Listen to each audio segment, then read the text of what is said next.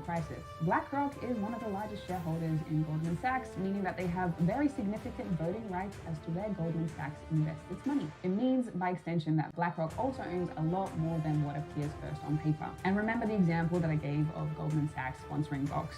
Well, considering that BlackRock owns a part of Goldman Sachs, they could also be considered as a sponsor of WOWS. You want to get even crazier? Okay, well, I thought you'd never ask. There is this thing called circular ownership. Basically, it means when two companies own a part of one another. For example, let's take another of the world's largest investment banks, which is JP Morgan. JP Morgan is owned by shareholders and other large institutional investors. And yes, you guessed it, BlackRock owns a part of JP Morgan. But JP Morgan also owns a part of BlackRock. So they not only own a part of each other, but because they own a part of a company that owns a part of them, technically they kind of own themselves as well. Confused? Well, that might actually be the point. In a lot of cases, business structures like these are designed in order to make it a little bit more confusing as to who owns what. The problem with circular ownership is that it can cause huge conflicts of interest and allow companies to have shadow monopolies on certain sectors of business without them having a direct monopoly. In fact, this type of business structure, circular ownership, is actually illegal in parts of the world because of how this type of business ownership can be used or exploited. But what about diversity and competition within business? Well, let's take Coca-Cola, for example, arguably the largest drink manufacturer in the entire world. And yes, I know that, I'm going to already say that BlackRock owns a huge portion of Coca-Cola. But what about Coke's biggest competitor, PepsiCo? They have been in drink wars for the years, constantly battling as to which one is better. So there wouldn't be a conflict of interest, right? Oh wait, no. Of course, BlackRock is one of the largest owners of PepsiCo as well. But what about the news? I am sure that you think that there's a huge diversity in the media and the global landscape. But when you look at who owns the news, you might start to think about this a little bit differently. It doesn't really matter what side of the political spectrum that you fall on or what news source that you think is more truthful, because chances are BlackRock actually owns a portion of one of these news outlets. Fox News, the New York Times, CNN, the ABC, NBC, the New York Post, Sky News, The Sun, and on and on and on. In one way or another, BlackRock owns a part of basically every media organization or major news outlet on the planet, from North America to Asia, Australia, and beyond. Social media as well. Twitter, Facebook, which means by extension, WhatsApp and Instagram. Yep, BlackRock is one of the biggest owners of these platforms as well. In fact, it's estimated that in one way or another, BlackRock and Vanguard, which is the second largest asset management in the world, owns part of more than 90% of the media that we consume on a daily basis. So based on that, is it possible that BlackRock could have significant power in order to get any message that they wanted to across the world? I'll let you decide that one for yourself. I think by now you're starting to get the picture. And when I said at the beginning of the video that there is a company that owns a huge chunk of the planet, I wasn't actually kidding. Whether it is through direct ownership or indirect ownership through companies that they own themselves, it seems that BlackRock has a finger in almost every single pie, and there doesn't seem to be an industry exempt from their management and their control. And with so much ownership, BlackRock has a phenomenal amount of power. At the time of recording, it has been said that BlackRock owns $9 trillion worth of assets. That is not 9 billion, that is not 9 million, that is 9 trillion. That is a very big number, and sometimes it's impossible to try to wrap your mind around that. But to illustrate this point a little bit more, 9 trillion is more than the GDP of every single country on the planet except for two, the United States and China. Think about that. Think about how much value a country like Germany or Japan or Russia or Canada or South Korea or Australia or the UK produces in a single year. How much these countries and their citizens spend on infrastructure, trade, education, their military, and the value of the goods and services they produce in a year. BlackRock holds more in assets than the GDP of every single one of these places, and that is some serious power. And with great power comes great responsibility. So how responsible is BlackRock? According to the data, BlackRock is the largest investor in fossil fuels on the planet, as well as the main contributor to money flowing into the destruction of the planet's forests and ecosystems, including deforestation in the Amazon. There is so much more that I could talk about BlackRock. I could talk about how they have been accused of abuse of human rights towards the indigenous around the world. I could tell you that even if your bank or your pension fund doesn't directly fund BlackRock, they most likely still have access to your private information because of their own financial management system called Aladdin. And I could tell you that BlackRock's main competitors, such as Vanguard and others, are also just as worrying towards the state of the world. Now, if any of this stuff scares you, it kind of should. Companies with this much power can single-handedly sway the economic future of our world. But here is the worst part, is that it is your fault that these companies have this much power. It is all of our fault. It's our money flowing from our banks, our pension funds, our investments that are going directly to these companies. We might say that we don't want the Amazon to be destroyed or that we don't want our planet to be degraded, but everything comes down to where the money is flowing. They couldn't do this. They couldn't do any of this without us. Because without us, they wouldn't have the financial strength to dip into almost every single industry in the entire world and dictate it according to exactly how they want it to be. But there is something that we can do about this, and I'll share this in a moment in part 2 of the video called The Solution.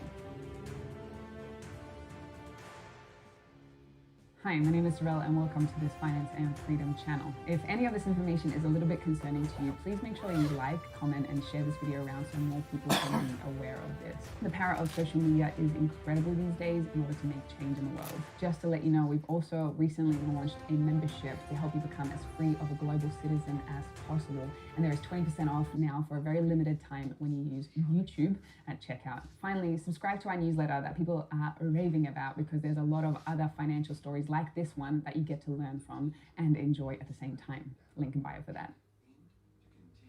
Part 2, the solution. There is a solution, and thankfully it's a lot easier to handle than the problem itself.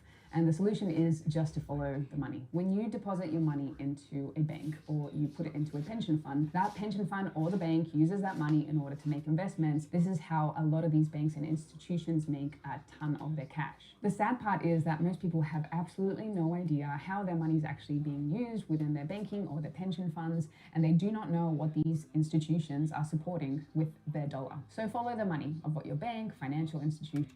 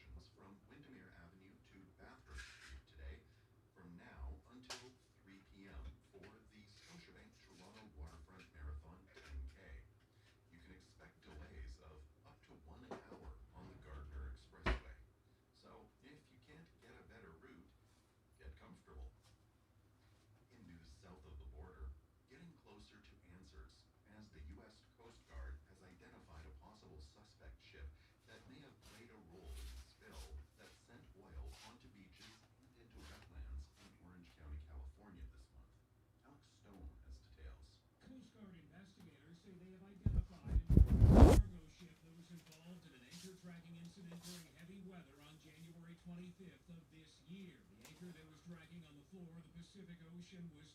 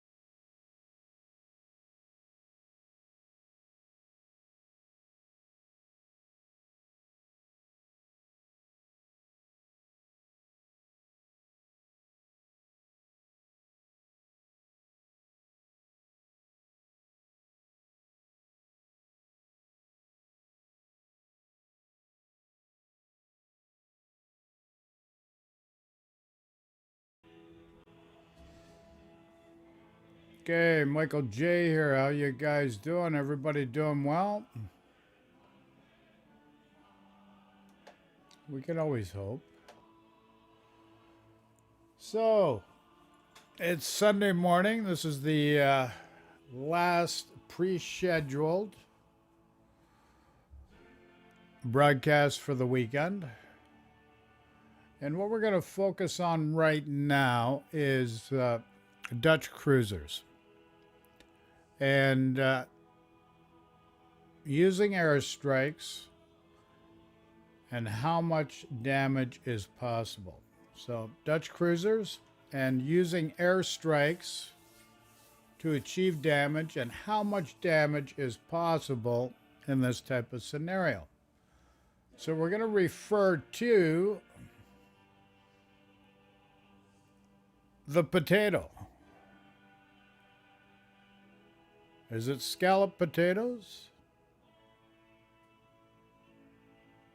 Boiled potatoes? Or is it the baked potato? You be the judge. Without further ado, let's get into it. Any comments? Throw in chat. And Bob's your uncle. So as promised, airstrikes only. I'm gonna see in this video if I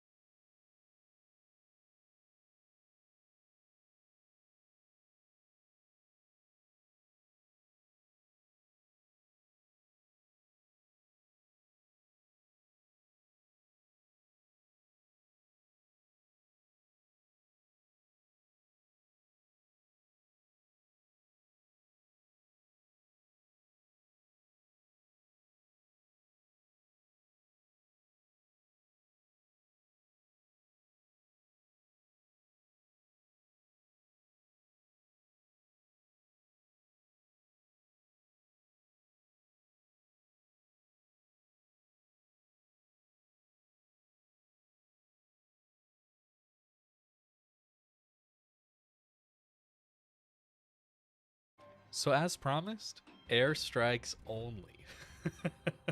I'm gonna see in this video if I can get over 60,000 damage in the D7 Provincia. Alright? This ship is probably not the best choice just due to the difficulty of lining up these airstrikes. They're just such a small box, right, as you can see on screen, compared to the easier to lead tech tree ships. But what this one does have is this insanely fast reload and the ability to charge up 3 airstrike cooldowns, right? And this gives us a lot more flexibility in who we target and how many times we drop, leading us to potentially drop 1 or 2 strikes on someone, hopefully get some. Don't forget, post any questions or comments in the chat. Greatly appreciated. Thank you. Fires, and then try and follow up when they damage control for some permanent fires, that kind of thing. Something you should know, this ship actually has a bug in it currently that should be fixed soon, apparently, where it currently has a 17-second lead time instead of the, I believe, 15 seconds that you're seeing right now. So that's a bug that came in with patch 10.9. I'm not sure how that one got in, but it does even affect some of the tech tree Dutch cruisers. But apparently, it is just a bug, so the lead time will go back to the 15 seconds that it is in this video. But that still is difficult to lead 15 seconds with such a small box. You do, if you're going to play this ship normally, probably rely on your main guns a little more than this. This is just a fun little challenge I wanted to try for myself, just to see if I could do it, which 60,000 damage isn't a lot for a tier 8 cruiser. I think it's a lot to get out of your gimmicky airstrike thing. That's certainly much more than you get out of torpedoes, let's say, out of something like an Otago. And I think that is a good way to just show how powerful these airstrikes could be once you learn how to lead them. Unfortunately, this first game, the team kind of got pushed off the map, so we're not going to get a ton of damage out of this one. But I just wanted to show you this one as an example of, well, it's pretty difficult to do this. But it's a fun challenge if you want to go try it. I suggest waiting for that fix, that patch to go through before you end up doing this one. Something you should also know is in patch 10.9, the airstrikes now have a consumable, not a consumable, sorry. They have an upgrade where you can reduce the reload time and buff the health of the planes. And that is massive. That is huge for a lot of these ships. I've been playing the tier 10, and the reload on it's around 72 seconds base, down from 90 seconds base. So the DPM of these airstrikes has certainly gone up. Now, I really don't like having airstrikes in the game. I really think that they're making the game worse. I think I've been pretty clear about that. Planes are not a great thing for this game, when most of the good gameplay is centered around surface-to-surface ship combat. But I do want to show that these airstrikes are pretty insane when you get the right situation. Not going to be every match, not going to be every game, but given the right islands, these things are pretty ridiculously strong. And I don't think anything really quite shows how strong they can be like a map like Two Brothers. And, well, let's head there next. We didn't quite get our goal on the previous game, but Two Brothers is perfect for this. You just sit in the middle and rain down these airstrikes on people. I play this a little bit poorly here. I could have done a better job with my usage of airstrikes. You can see just how fragile the planes used to be. They're much tankier than this now with that better upgrade. But you can see we lost basically everything and hardly got any damage on this Queen Elizabeth. I'm going to spend a lot of time trying to kill this Queen Elizabeth to really very poor results, just because I kind of tunnel vision here, honestly, and there's just too much AA around him. I should be going after someone else, and maybe sending myself through the middle channel a little bit early would be a good way to go about things, maybe looking for that Vladivostok, that kind of thing. Well, I know this isn't the most interesting image right now, looking at the low-res textures Wargaming has on these mountains, but this is damage coming through an island. This is free damage through an island from a surface ship. So, yeah, maybe not the best game design, huh? Getting that fire an extra little bit of damage. And yes, again, not the most damage this game, but just you wait for the third game. The third game's where we really turn things up a little bit. I was sitting in the channel gap there, waiting to get spotted, and then I just moved forward quickly. I wanted that early heads up that the mines was coming. It's one of the reasons I actually didn't go down the channel. This is not something that is easy to do at all, but it's fun. It's a funny little thing. I'm cutting out a lot of these games, though, because it is a little bit boring waiting these 40, 50 seconds for these strikes just to have maybe 1 or 2 hits. I missed a lot, so you're not seeing all of those. You can see the time is skipping forward very quickly in a lot of these games. In fact, we're 9 minutes into this match and I only have 15,000 damage. Shows you how tunnel visioned I was on this Queen Elizabeth. The damage can be good when you get the right strikes, but I've been missing a lot. Leading this is pretty difficult, and of course, there's a lot of AA surrounding this guy, so not the best results so far out of this one. But we'll pick it up later on towards the end. I'm just kind of surprised that these airstrikes are this strong. On ships with main guns, on ships with actually really, really good anti-aircraft, decent concealment, I'm kind of surprised that Wargaming made these airstrikes so effective. And that's a little bit concerning as far as the future of this game.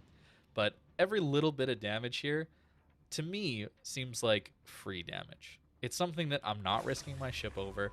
There is zero danger to me here. I'm just clicking on a part of the ocean and getting damage on these ships.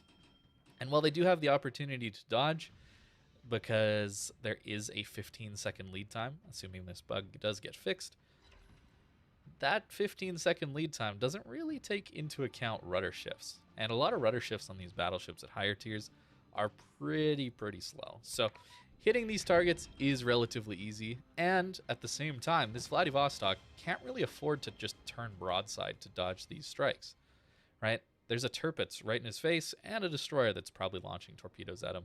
So I think that's something that gets missed a lot when people say just to dodge these strikes, it's pretty simple. Well, if you're going to push in and try and be effective with your ship, there's some times where you're limited in your maneuverability options. And, you know, that is some sort of counterplay and it's adding to the game, but I don't think it's a very good addition to the game. It just incentivizes people to stay at the Mac. That was a 10,000 damage strike with a fire. So depending on your RNG with the bombs, you know, we hit every bomb there on his nose, which is 32 millimeters, which we can actually pen. That is one thing you should know with these bombs. They pen 34, I believe. So the main threshold is 32. That's what we're looking to pen here. And almost getting the kill here. Again, trying to stay disciplined and not use our guns. It's super tempting sometimes. But 47,000 damage, not bad for how horribly I played this map and tunnel visioned I got on that Queen Elizabeth. And while leading is difficult, it's not too bad once you get used to the 15-second lead time. That's a long-range Montana salvo, North Carolina salvo. And another fire on this poor Sharnor's, breaking his torpedo tubes. And a reasonable amount of damage. It was 55,000. We're nearly at our goal here. And there's a Colorado left. And Colorados get absolutely destroyed by these airstrikes because they have no armor anywhere. And unfortunately, this game is starting to look over. You can see we're capping the base. I was really hoping somebody else would leave the base at this point. But this Colorado right on the border, we can't quite reach him. And unfortunately, I think we're going to cap out before we actually get this strike off, because we do have to wait 15 seconds. I also just missed this one. If you look at the trajectory, I was just going to miss it, so not a big deal at all. And here we finally get to our quote-unquote best game, where I don't really do much for the first 4 minutes or so of this match, but we're waiting for people to push in, and Estuary is one of those maps where you can have a huge amount of impact as a light cruiser, just because there's so many central islands that allow you to play and affect a large portion of the map, getting closer in without getting spotted, and having these big giant islands in between you and some of these bigger battleship salvos. But we're going to be farming this Bismarck. This Bismarck is going to donate most of his HP bar to us. I'm just waiting to see what he's going to do, because again, 15-second lead time.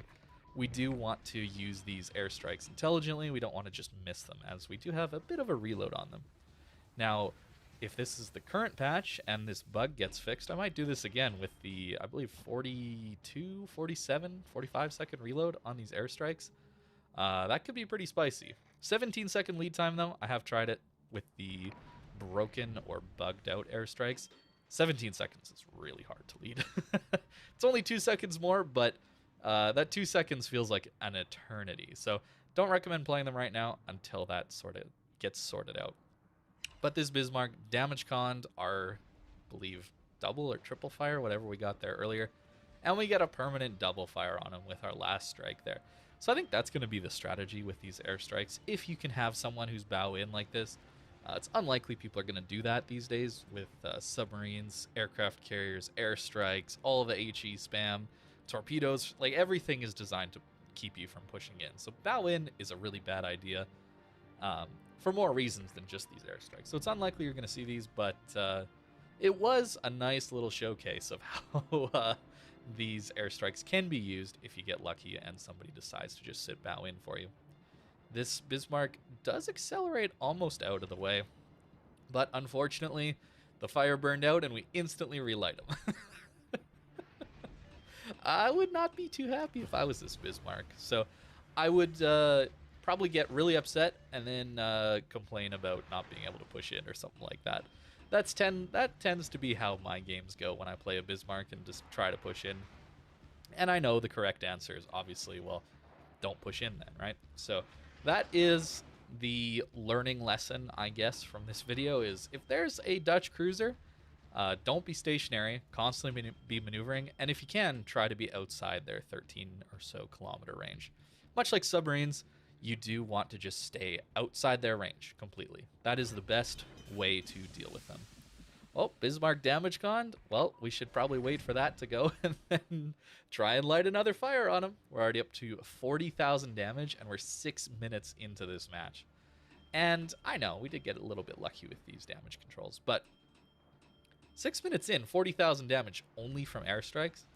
That's a lot. And this didn't even take that long. This was 3 games or so where I just decided to do airstrikes only, with Twitch chat having some little channel point bets going on in the background as well, seeing if I could get to 60,000. And, well, I think we could get a little bit more off of this Bismarck.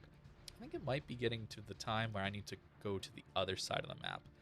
Gneisenau is pretty hard to hit, considering how fast it is. And, of course, the DD and the cruiser over here, probably not going to get the best drops off on them. So, time to move, get one last strike or so on this Bismarck. And there is a 3/4 HP Nelson. And of course, Nelson, well known for its massive ability to heal. So I'm hoping that I can get the last little bit of damage out of that guy. And we get another parting fire and a bunch of damage on this Bismarck. Poor guy, honestly. I feel bad for this guy just because he played it wrong, I know, but man, it feels bad when all that damage is coming in from someone you just can't see and can't do anything about. It's just unfortunate. And I say that because I've been on that guy's on that side of this engagement, and it doesn't feel very good at all.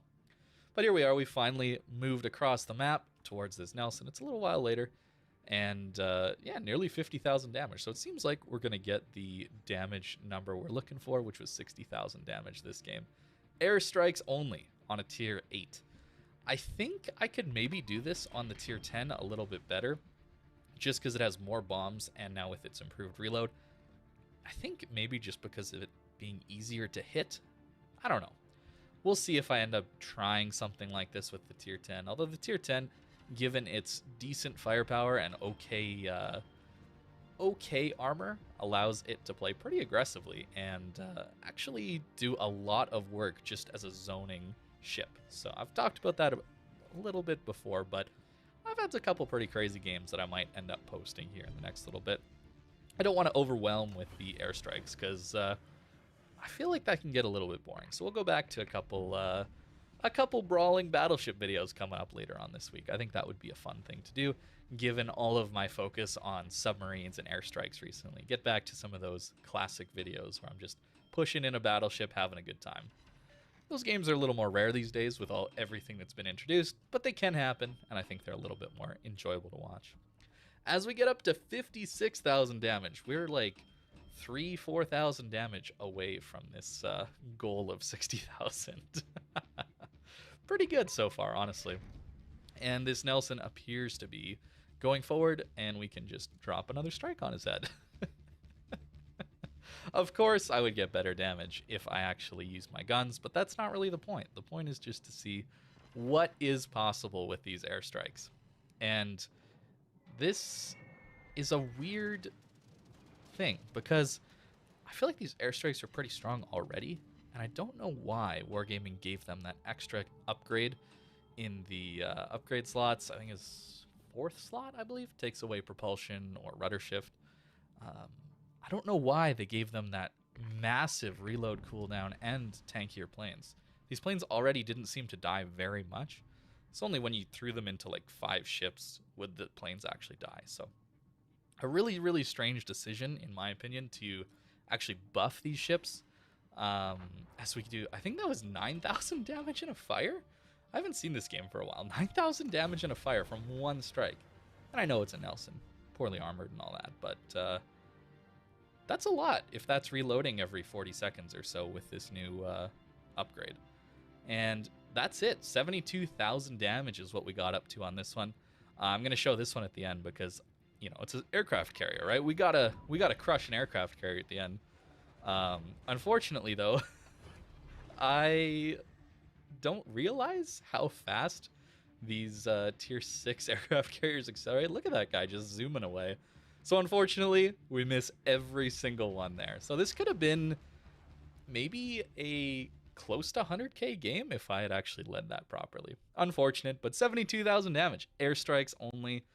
And we didn't really help our team all that much. We just kind of farmed battleships. But airstrikes only, that's pretty good. If we can even get 10, 20, 30k out of our main guns in a game like this, that's 100k out of a tier 8 cruiser. That's not bad. Now, given that, I think it's interesting to compare it to a ship like an Otago, another premium tier 8 cruiser, a ship I have quite a few games in, and I'm averaging around 80,000 damage in that one. Now, remember, I sucked back in the day. I was really bad at this game, so some of those games were from when I wasn't very good. But I'm averaging 71k or so in this ship, and I think that's gone up over the last couple times I've played it since then. I'm around 15 games right now, but this is a really good ship, and airstrikes are surprisingly really, really good in this game. I thought they would have made them harder to use or just not as effective, but the 32 mil pen and the fire chance makes them pretty insane. So thank you very much for watching, and I hope you have a great day.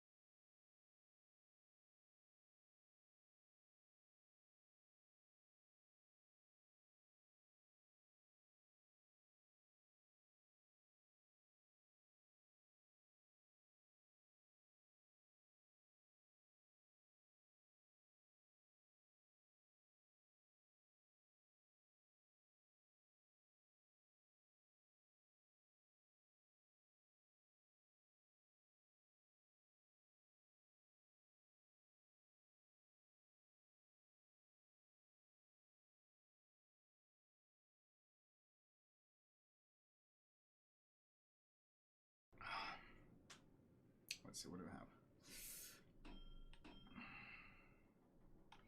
Man, the keybind U is so awkward. I wish I had that keybind on somewhere else. I wonder what I can put it on. All my favorite keybinds have kind of been yoinked by the game. Oh, there's a lot of shit coming this way. Okay. Engine boost activated. Interesting. The Conda is here. Wish I had more range. Is that Nevsky gonna dodge?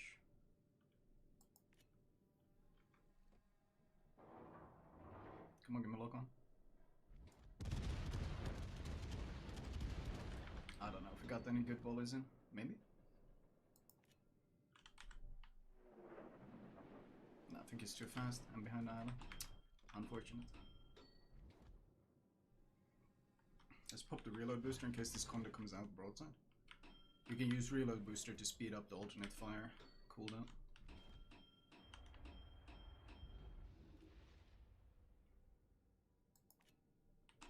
I didn't need it actually. He's taking his sweet time. Come on, do that gamer turn. Come on.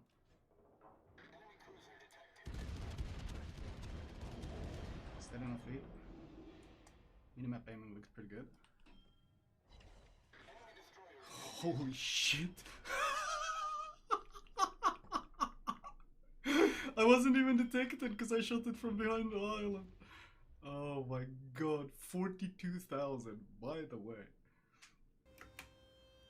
This is the Tier 11. Yes, you heard me right. The Tier 11 French super cruiser, the Condé. Any questions? As I stated before, post in chat. Any comments as well. Thank you.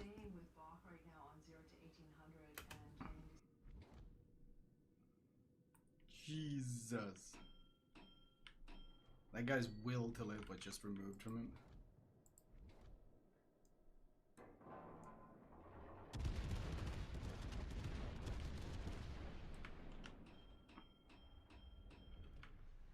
Is Nevsky not paying attention? He's not. Ugh, no Citadels though. Super Cruiser Nevsky confirmed tankier than any of the other ones.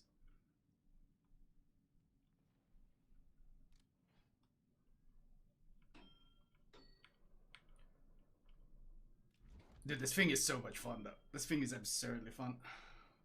This reload booster I think is turning. This guy's turning for sure. Wait, I can still fire? Wow, I can smoke fire. That's hilarious. Not enough lead. I'm an 8. I'm an 8. Not enough lead. Oh shit, Hanover. Whoa, whoa, whoa. Hanover is actually hella scary. Hanover is scary, because his secondaries melt me. Hanover is a goddamn beast. Okay.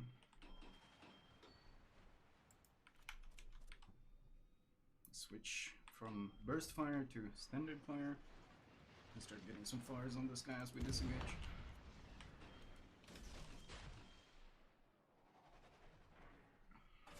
Also, I want to turn my guns. Engine I boost want to turn my deactivated. guns.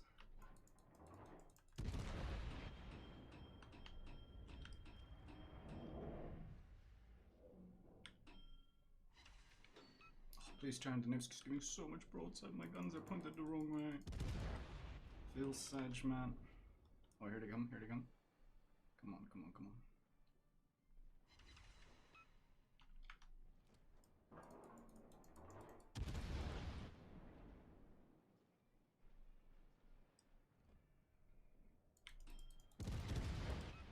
Is it damage gun? It's just burning. I think we just, do we use it normal reload? I think we just use it normal reload booster.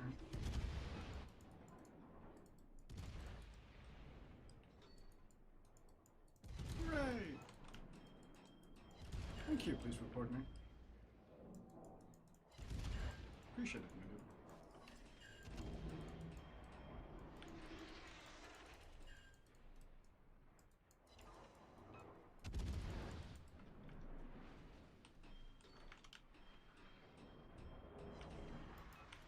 Let's go. Burst fire.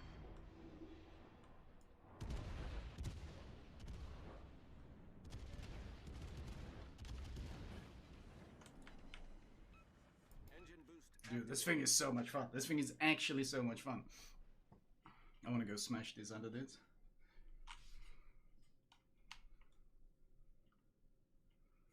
I feel like the Henry you run without concealment build, but this thing you want concealment on because being able to jump people with this burst is like the single most fun shit in the game.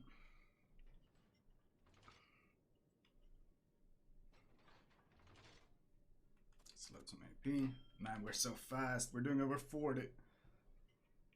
Which way is he gonna turn? He is gonna turn. Is he giving full broadside? Is he game returning?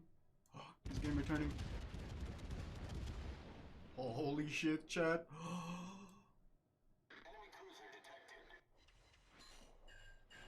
Okay, how is the Nevsky just objectively harder to Citadel than a French supercruiser? Explain that to me. Our team has taken the lead.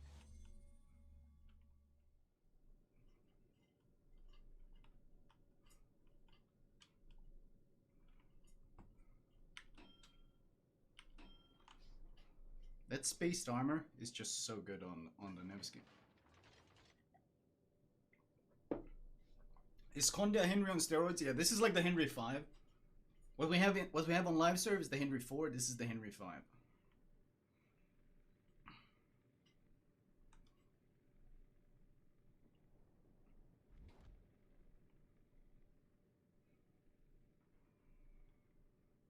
Annapolis has a huge Citadel. It shoots Henry. It has Henry pen though, which is actually quite good pen. So the problem is the dispersion with the burst is junk. Come on, Annapolis. You know you want to turn in. Come on. Oh yeah, oh yeah, oh yeah, oh yeah, oh yeah. Pop the reload. Is that enough lead, boys?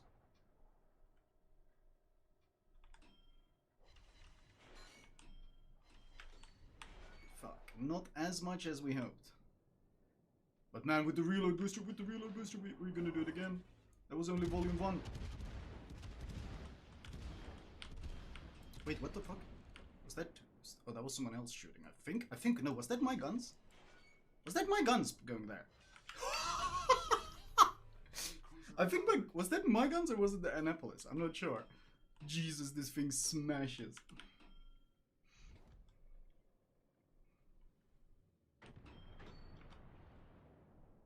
Imagine using HE when you have Henry 4-pen. Engine boost deactivated. The ship is on fire. And it's so fast. Doesn't matter. Oh my god. This thing is absolutely hilarious. Holy shit.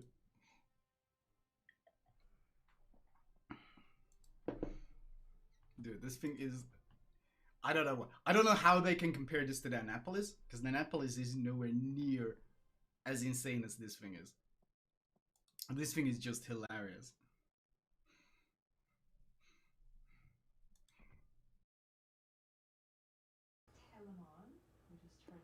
Okay, so what do you think of that, folks?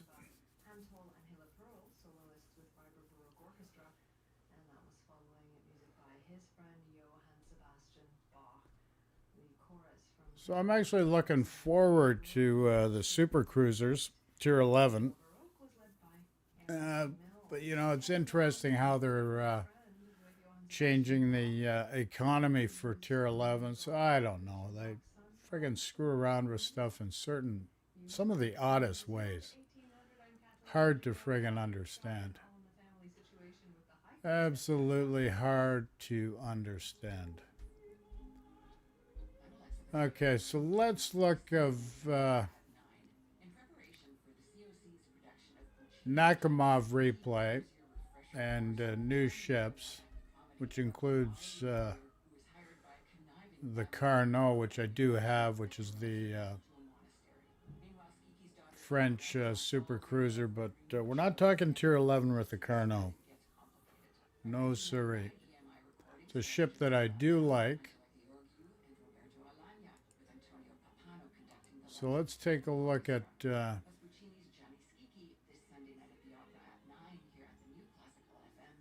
this video here.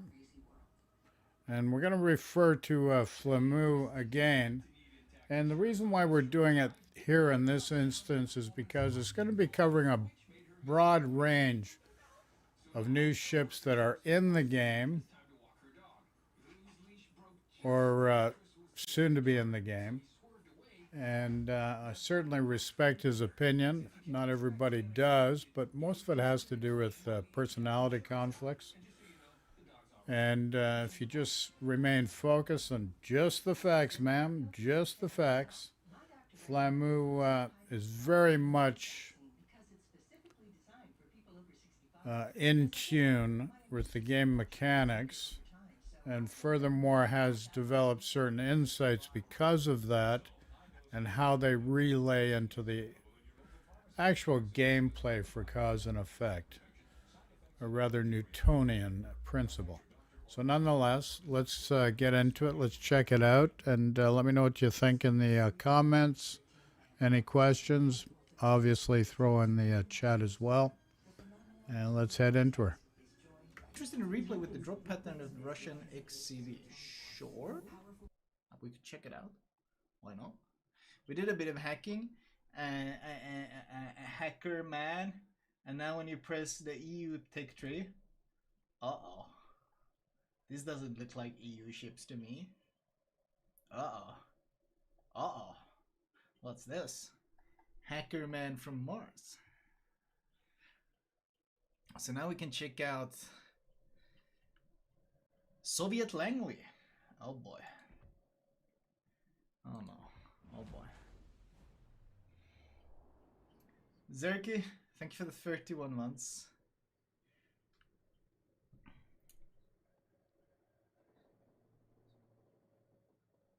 A damage report.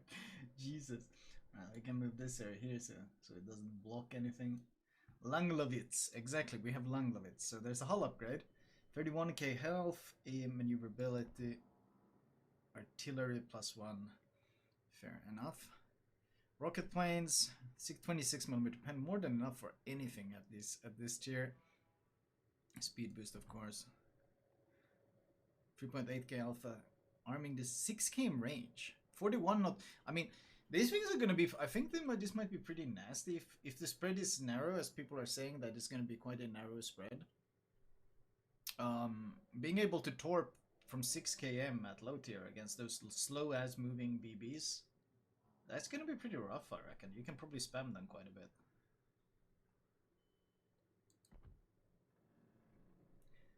And HE bombs. 35% fire chance.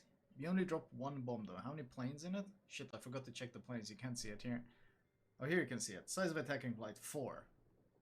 Aircraft for squadron 4. Okay, so you drop 4 bombs, 35% fire chance. At tier 4, that's basically guaranteed multiple fires. Depends on the spread, of course. Are we allowed to see this? No, you're not allowed to see it. Close your eyes.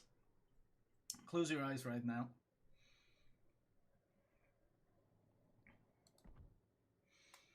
Oh my god. So, what hull was this built on? This is totally a cruiser hull, by the way. Totally a cruiser hull. Holy shit. Is this where the Petropavlov's freeboard went? A training cruiser? Dude, it looks... it looks so little. Holy shit, it actually... Jesus. This is the dumbest smokestacks I've ever seen. Oh my god. Oh my god, this is gonna troll so many shells, isn't it? This is gonna troll so many shells. Because you know shells can go through this. They go through this on many carriers. Shells can go straight through this gap. Guaranteed it's gonna happen here as well. Like, this is gonna troll the shit out of volleys. Like, is it just like Devil's Horns? Isn't it? Like Devil's Horns? Wargaming finally embracing what CVs are. Miniature little satans. Seraxis, thank you for the 7.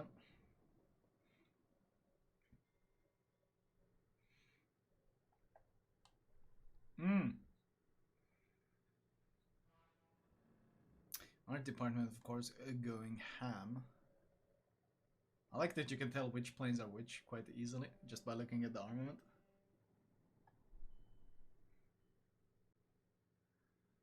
Thick boys. Bet you can Citadel her with HE. I would assume so. You can Citadel most low tier cruisers with HE very, very easily. I doubt this is an exception. Yeah, okay.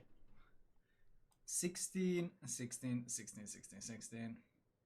Wait, where's the Citadel? Here it is. 13? Yeah, okay. DDs are gonna Citadel it with HE, but this is pretty standard for low tier. This is very standard for low tier carriers.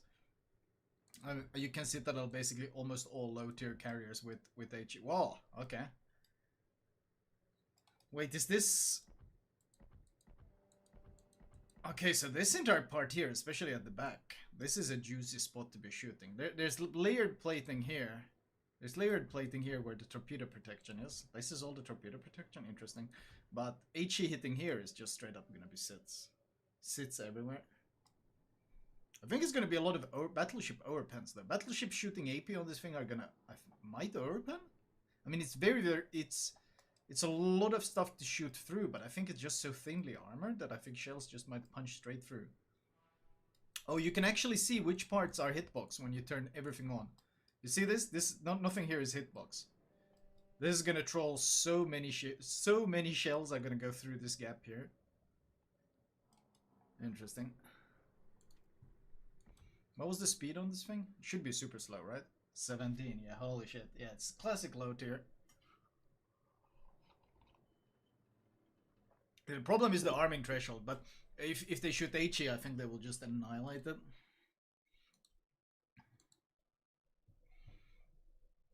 Yeah, I've seen that. Okay, let's see. Did someone link the replay? Wait, what is... Okay, someone link the replay to me. I'll check that in just a bit. What does it say?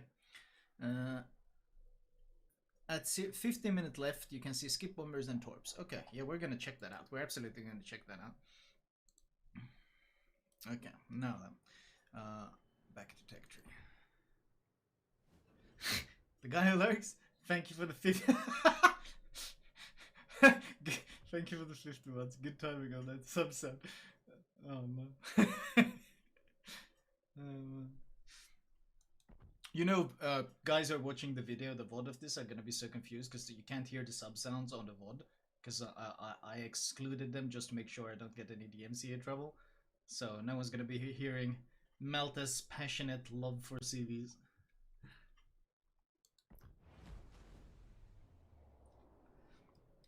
Whoa, okay, a lot of upgrades here. Wow, the A, look at the difference in stock and upgraded hull when it comes to AA. Holy shit. That's a difference and a half. Jesus. Interesting. Polikarpov. Rockets in payload. It doubles the amount of rockets in payload getting the upgrade. Doesn't really seem to be changing too. Wait, what? Okay, why does this look like a downgrade? Chat, what am I missing? Why does this upgrade look like a downgrade? There's no difference in hits points. The speed goes down. Aircraft restoration time goes up. Why does this look like a downgrade? You go from Polikarpov torpedo bombers to Grokovsky. 6. Size of attacking flight 6. Aircraft per squadron 6. Number of aircraft on the deck 12. 6, 6, 12. No? It's just worse. Torpedo alpha damage is worse. Everything is worse.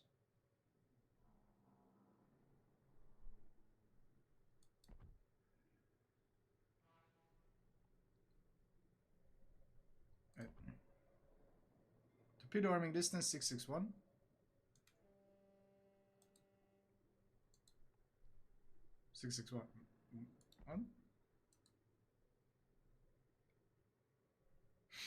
Maybe the spread? Might be something with the spread.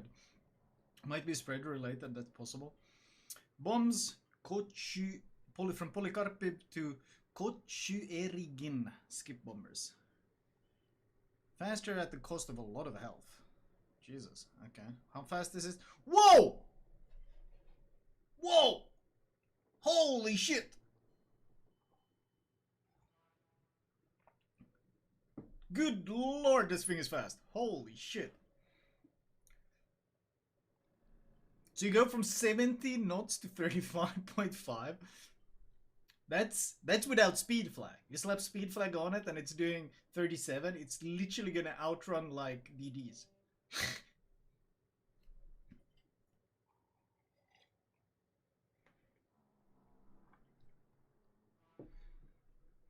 Could be that the upgraded torpedo bombers have the rocket booster. That's possible. Jesus. Okay. Engine cooling. Petrol fighters. Engine cooling petrol fighters. And engine cooling petrol fighters. Consumables. Standard consumables. Fair enough.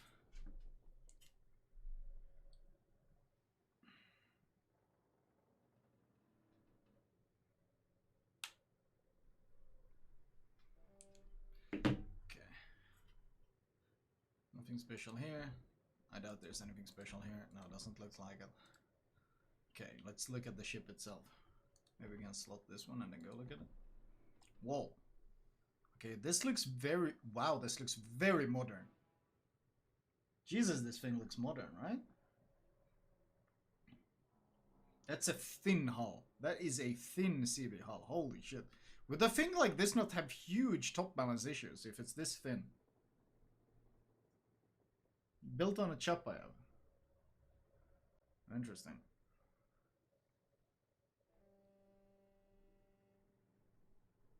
Jesus.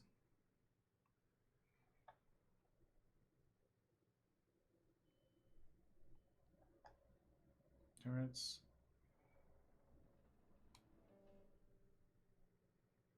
Interesting.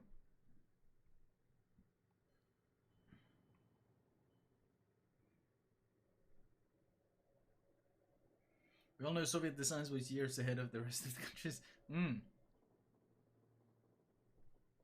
Interesting. So secondaries only on are there secondaries on the other side as well? There are some secondaries.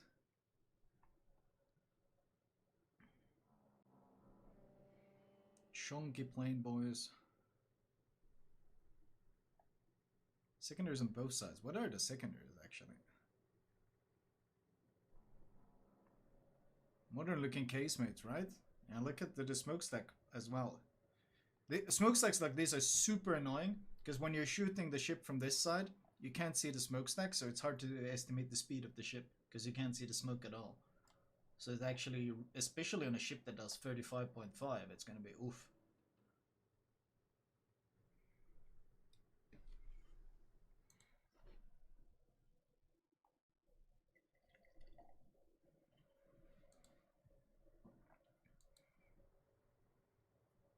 Let's check out the armor. Oh, okay. 21. So no armored flight deck for sure. It's very thinly armored. Everything is going to smash into this thing, as low tier should. 19. 75 is, yeah, it's all Citadel, isn't it? This is straight up Chapel.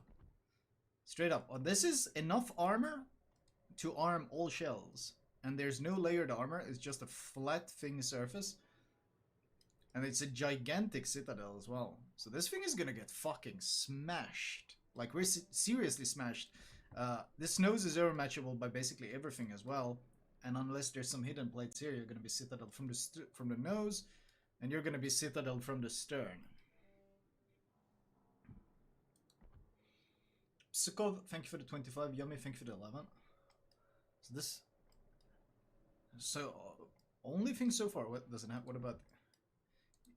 Deck 50. So we won't eat plunging sits, but I mean, it's gonna eat a lot of pens on all of this, and it's certainly gonna be Citadel if it gets caught by anything. 100. Oh yeah, it's a different size. I didn't notice that. You see that? It's 100mm on this side, but on the side of the engines, it's only 75mm. That's weird. I don't think I've seen that before. It's different Citadel protection depending on the size. Yeah, probably for balance. Yeah, exactly. For distribution of weight, it makes sense. If you have all the smokestacks and engines coming out this way, you need some other weight on this side, so you get more armor as well. Weight, it's basically to balance the weight. Interesting.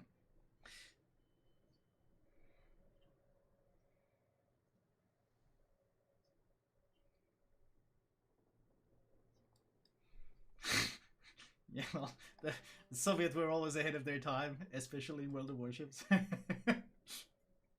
We still haven't really figured out how they make the Kremlin turrets turn in under 30 seconds. That's also pretty impressive, but we don't know what kind of nuclear reactor is turning those turrets either. Don't question it, man, don't question it. We don't know what kind of propellant they're using on Slava shells either that makes them immune to air drag. There's a lot of questions that are really hard to answer when it comes to Soviet designs, but they're just ahead. They're just ahead of their time. Nor have we figured out the engine that Kremlin has yet. That's also a question for the ages. But I mean, so far these things look like they're gonna get punished really hard if they get caught in any way. And as far as I understood, the design concept of these ships was push close to the enemy and then use like the rocket boosters to strike quickly with one squad at a time. If you push in with this kind of thing, like anyone taking a pot shot at you is basically gonna devastate you. So, yeah. I feel like this thing is just gonna get absolutely evaporated if someone sees it. I doubt the average players are gonna push in at all in this. They're gonna use that 35.5 knots to run to the corner of the map. And then they're not gonna do a whole lot. Skill equalizer, by the way.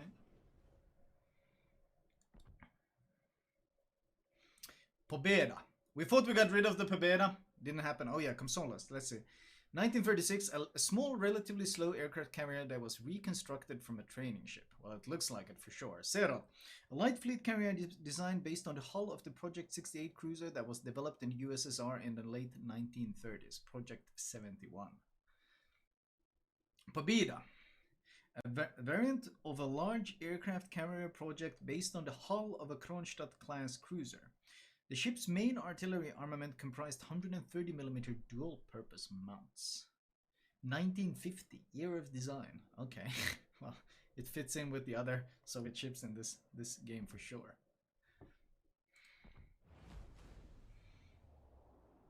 Okay, 55.2k health. Interesting. Yakolebs, 201 knots. Those are the fast boyos. 4 planes, aircraft per squadron 6, size of attacking flight 6. So 24 rockets that do 3.5k. That's... Oh, one thing I got to mention to you guys. This afternoon, it should be about 3 p.m. Eastern Standard Time. The COTS, King of the Seas tournament. This is the biggest tournament worldwide. It'll be going on till the first week in November. We'll get the finals back, which will be about the first week in November. So we're going to end up hijacking, and we'll keep restreaming between Flamu and Lord Zath.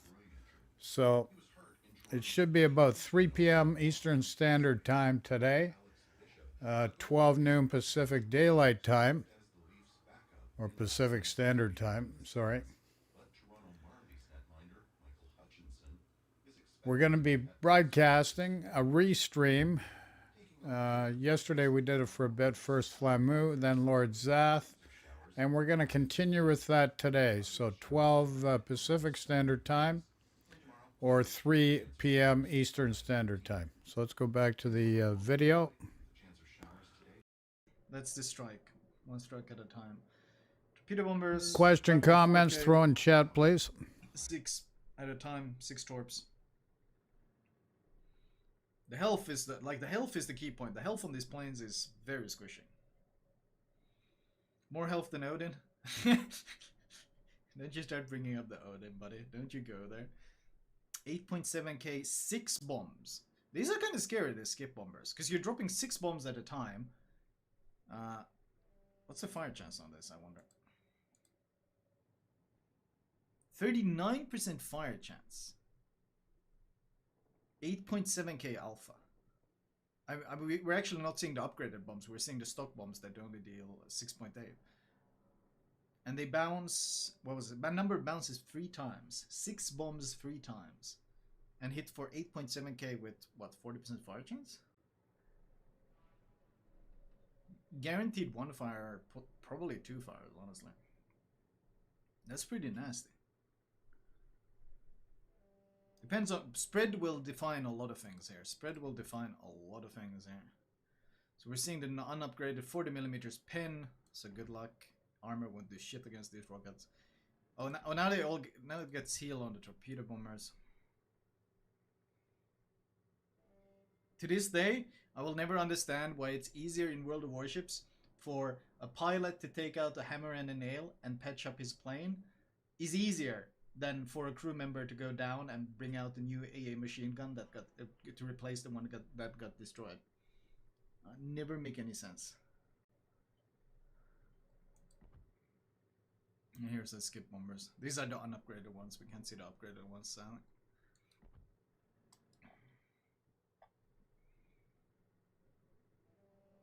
Pobeda is from the 1950s, while Lexington is a converted World War I battle cruiser. Whoa! Whoa, whoa, whoa, whoa, whoa! Oh, it's only 30. Only 30. But, oh my god. 406 and 380mm battleships are in shambles. In shambles. Georgia, Musashi... Thank you, Lord.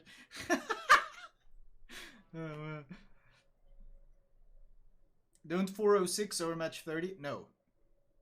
It does not. 406 overmatches 27mm. And 380mm guns overmatch 25. So 406 is bounce on this armor.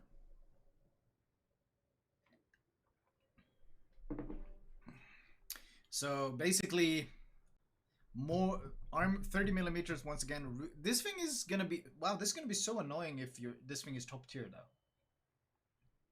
It's gonna bounce basically everything if it's top tier. Well, like no tier 8 ships can pen this. Just bounce it all. On the other hand, but once again, this is with the idea that this thing is sitting at range. But they repeatedly state that the concept is that you push up close range with these ships and use the rocket boosters to strike quickly. Oh, we forgot to check out. We forgot to actually look at the speed. How fast is this thing? 33.5. So it's hella fast. With speed boost, with speed flag, we're doing what? Almost 35. So it's hella fast for sure. So, but at close range that they want this to play, you're going to be hitting this 90mm or matchable and just pennable by basically everything. Or matchable and pennable by basically everything. How's the Citadel? It's an armor belt, 100mm armor belt. How big is the Citadel itself? Now this is just Kate. Wow, where's the Citadel? Interesting.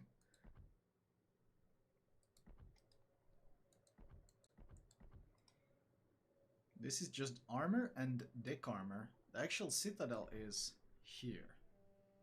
Interesting. It's basically, well, I would say waterline to the T. It's like basic straight up waterline. Kronstadt Citadel? Isn't it? It looks like shaped like a Kronstadt one, isn't it? It's exactly the Kronstadt Citadel, I think. But wait, does it have layered? Oh, see, this is what I was afraid of. Yeah. Holy shit. 125 plus 90? It's layered armor. It's a spaced armor. Spaced armor. That's a lot of fucking armor. Jesus. 215mm of armor. That's gonna troll a lot of shells. But you're gonna get pins. You're gonna get pins on this for sure. But Citadels are gonna be tricky as hell. This is like the most vulnerable part because you don't have to deal. But unlike on normal ships where you can shoot under the turrets, like on the Kronstadt, there's no turrets to shoot under here. You just kind of have to know where you want to aim. Spaced armor on Soviet spaceship. I mean, not false.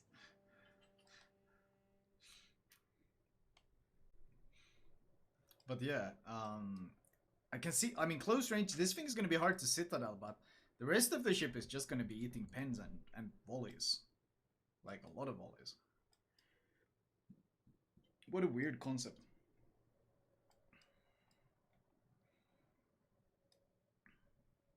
$33.5 knots with all that armor. What's the power plant in this thing? Reactor 4 from Chernobyl? Don't question it, man. You're just jealous of the Soviets because they were so advanced in their CV technology during World War II.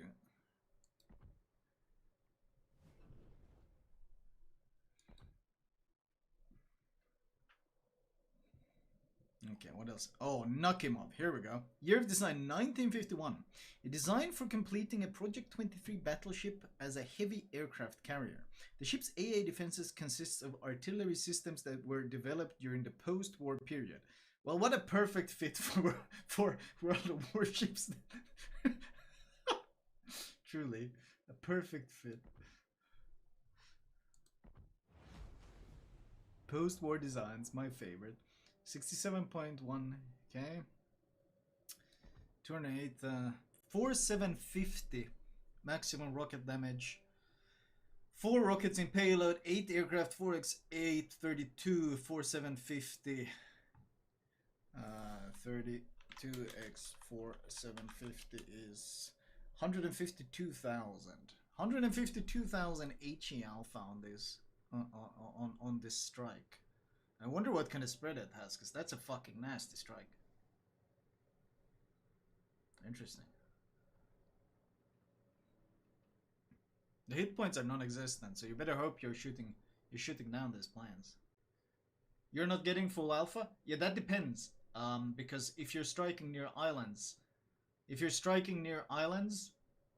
got to remember that the island, if you're behind the island, AA won't shoot. And after the changes, once you start the strike, you become immune to AA. And I'm pretty sure they added that whole thing with CVs, Soviet CVs in mind. Because once you start a strike these days, you become immune to AA. That was part of the changes. So if you line up the strike from around an island, so the AA doesn't just start shooting, then you strike right away, you become immune to AA, and then you can get the full strike in. So it's gonna be interesting. It's gonna be interesting for sure.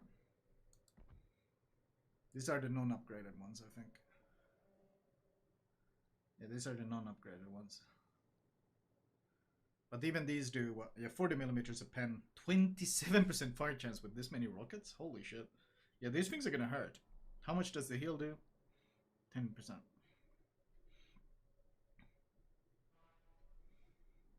I thought that change was only for rocket planes. Yeah, these are rocket planes.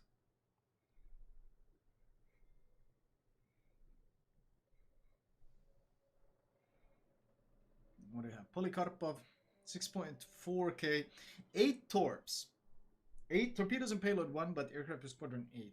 But once again, the health pool is the question. Like, it really remains to be seen how well. I think these things are going to be quite high skill cap. Simply because if you manage to avoid AA, if you manage to keep your squad alive, you will do gigantic damage. If your squadron gets killed, you're not going to do any damage because you only get 1 strike off. So this entire line seems to just move away from Wargaming's stated concept of lowering the skill ceiling of CVs, because these things seem very hit or miss.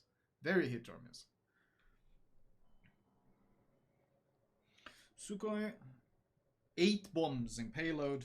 Holy shit, 8 bombs per strike, 8.7k alpha. Whew, that's gonna be fucking nasty, man. And those things are what? 49% fire chance, 54 millimeters a pen. Whew, yeah, that's gonna hurt.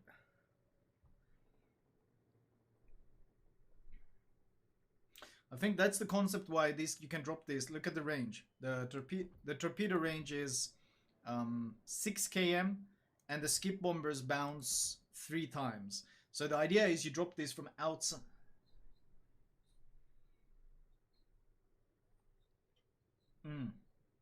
So the idea is you drop this from outside of AA range. You bounce them on ships from outside of AA range. You drop torps from outside of AA range. The only one that seems to go in are these, and that's why they added immunity when you start the strike. It's gonna be interesting.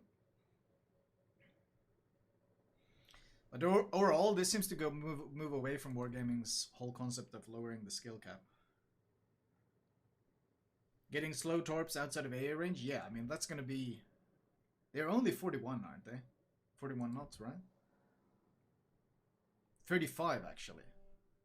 The other ones were 41, but 35. I mean, you can speed boost, or add the speed upgrade, but even then, these are gonna smash battleships. But anything else, I feel, is gonna have such an easy time of dodging them.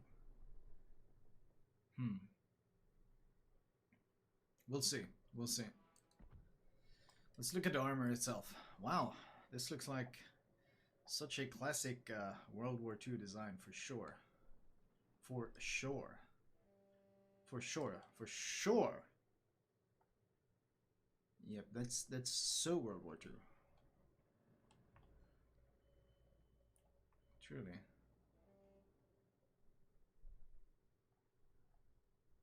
Oh, yeah, see the angle deck going up a bit?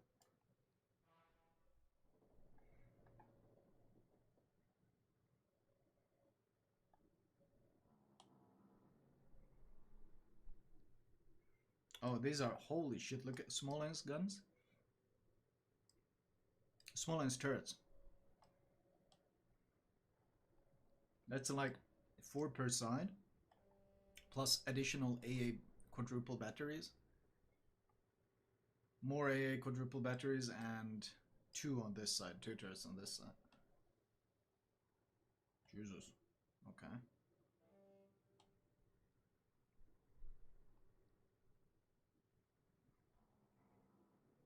Interesting. Interesting. Let's see. Armor. Oh boy. Okay. 50 millimeters. Fair enough. Once again, I'm not sure how this fits with the whole fight close range concept, because overmatchable knows again, all of this are matchable. How's the plating itself? 125. Oh, is this all Citadel? This is all Citadel. What the fuck? This is a gigantic Citadel. Holy shit. Oh my god. Like this thing, any sort of broadside in this thing will get it absolutely smashed. Absolutely smashed. Like, look at this. This is one gigantic box of Citadels.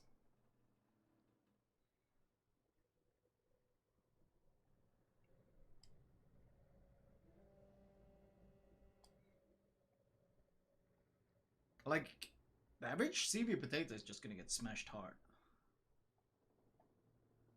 This is where all the Petro Citadel went, and the Kremlin Citadel. All of them went here. My climate killed this thing with a Kleber reload booster today. Of course, I mean, it's 125 millimeters of plating and this huge. You shoot anywhere here.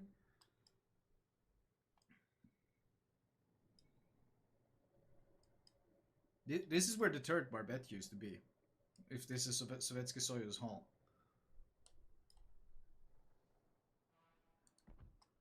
Jeez, this is all Citadel. That is a gigantic Citadel.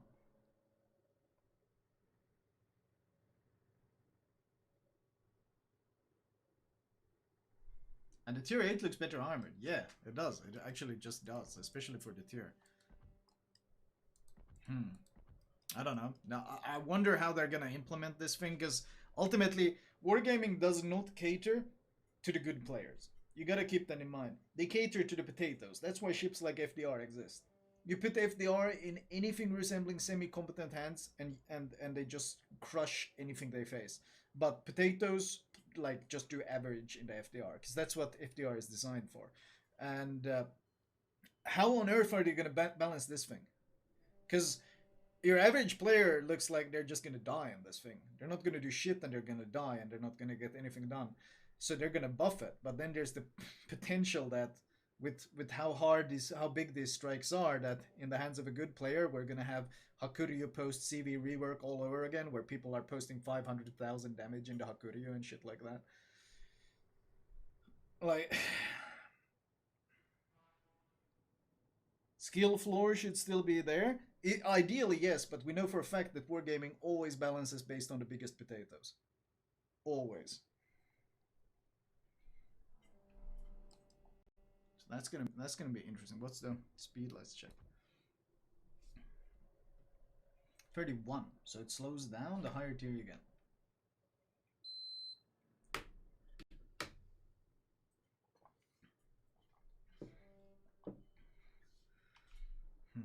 Interesting.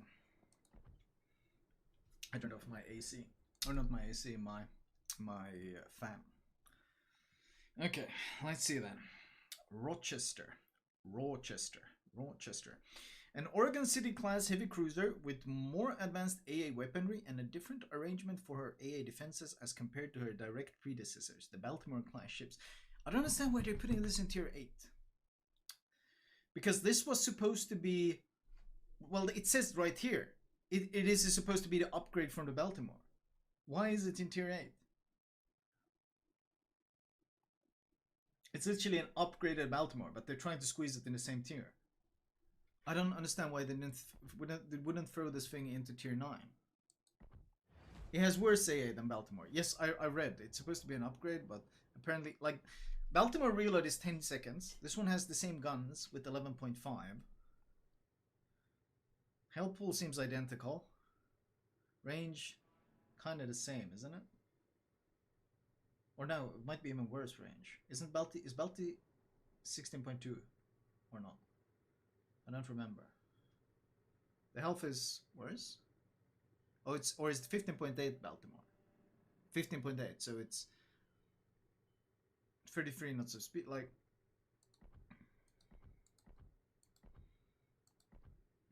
there's Standard everything. The only difference is that it can, whoa, it can slot 2 consumables at once. It can slot both defensive and hydro at once, but it comes at the cost of the radar no longer being 10, but instead being 9 kilometers. So you can't stealth radar with it. And it's shorter duration. So you get, and the AA is just worse. I don't see why I would play this, because the biggest issue really is the gun reload. Going from 10-second reload to 11.5 is a huge nerf. 15% DPM debuff. And worse radar.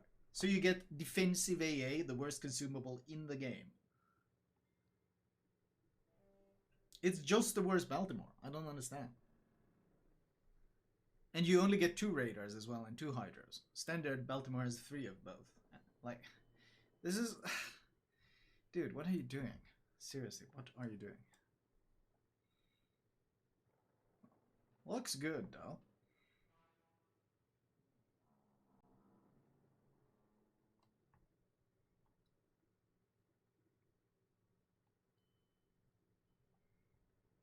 .76mm autocannons? Yeah, that's what I'm looking at as well.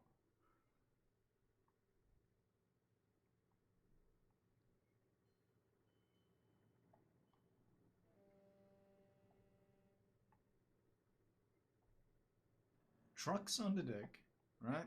I hope they remove those once you set for sale. Set sail. I mean, it looks good. Considering Baltimore is a little too good for tier 8 at the moment, this thing seems okay. But once again, as long as Baltimore exists the way it does, why on earth would you get this thing?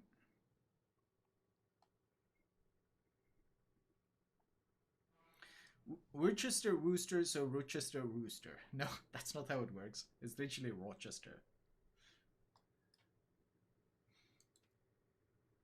27, 27, 27, 27. Standard Citadel 152. Oops. Yeah, this is very standard.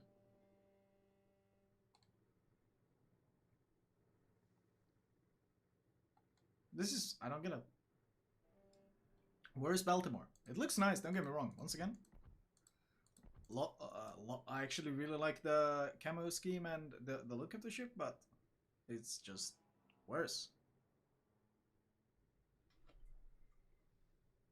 But I mean, once again, art department, big swinging dick. Looks like Christmas box stuffing. It does, doesn't it? It looks like shortlist ship for sure.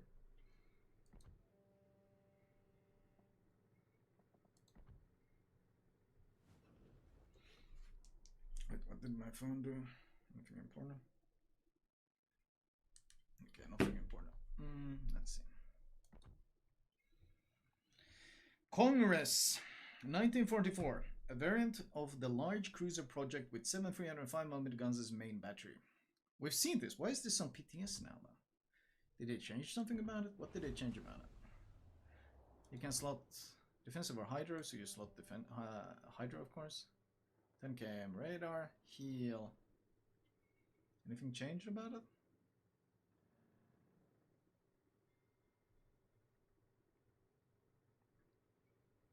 It's tier 8? Yeah.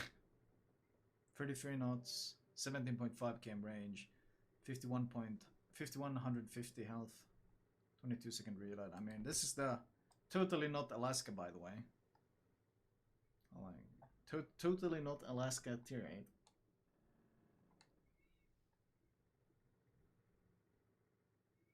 Clearly not the Alaska. Just the Alaska hull. And the Alaska armor. And the Alaska guns. With 1 less. And Alaska consumables. But it's not an Alaska though. Totally not.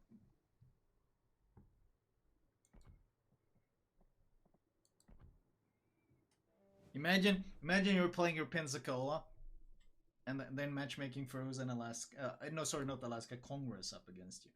Can't wait, man. Can't wait. That's gonna be truly the battle of the ages, that one.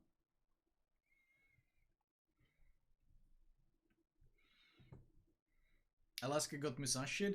Well, Musashi is basically just a Yamato, though. Like the downgrade on, besides the slight dispersion nerf or Sigma nerf, the only thing Musashi lost was AA, which Yamato didn't have to begin with, so it didn't actually lose anything really valuable. So Musashi is just horrendously broken. Carnot. Carnot? Carnot. Year of design, 1929. A variant of the project of a super heavy cruiser that was the predecessor of the Dunkirk class ships. Carrot. Car, no.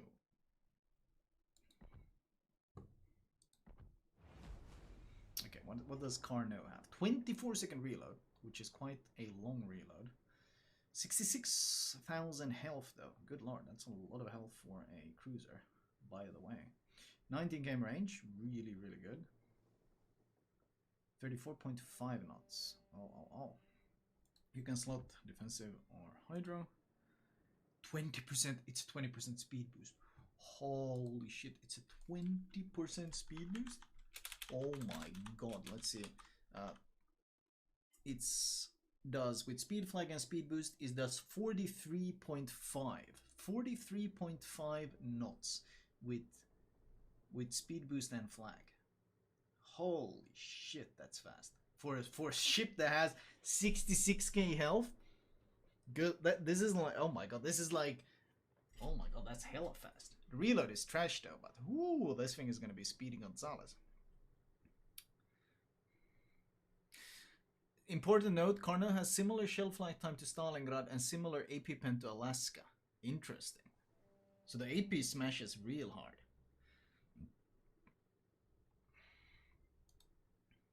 AP smashes real hard. But it's the reload is the downgrade. Let's see, let's look at our armor boyo here. Okay, Dazzle camouflage. That's a lot of guns, by the way. Hello? Oh yeah, this thing had 10 guns, right? Once again, why is the heavier turret in a super fine position? It makes no sense. It literally makes no sense. It only makes any sense on the Pensacola, and that was because the hull was too narrow, so they had to do it. But on this hull, like, it makes no sense. You never put the heavier turret higher. French designed it that way? Man, the French have no idea what they're doing. There was another consumable. Oh, let me check. Probably spotter plane. Let me check. That's a lot of freeboard. Good lord. This is where the Petra freeboard went for sure. Okay, let's go back. Check.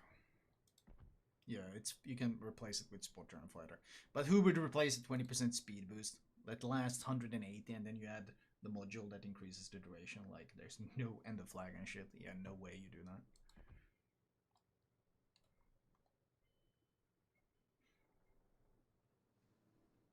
So 10 guns, 24-second reload, but if the guns perform well, if the AP performs well, then that could be nasty for sure.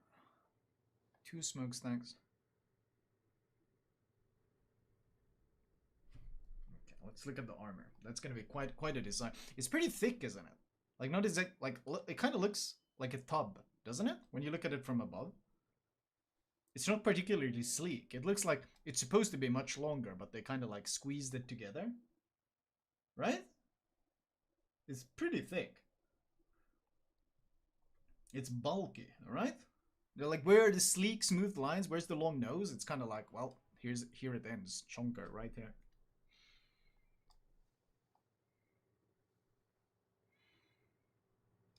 Okay, let's see. Armor layout. Okay. 25mm nose on a heavy, or well, super cruiser. Okay, that's an issue. But then on the, wow. I don't think, have we ever had this before? This is Alaska deck armor, but light cruiser nose. What the hell?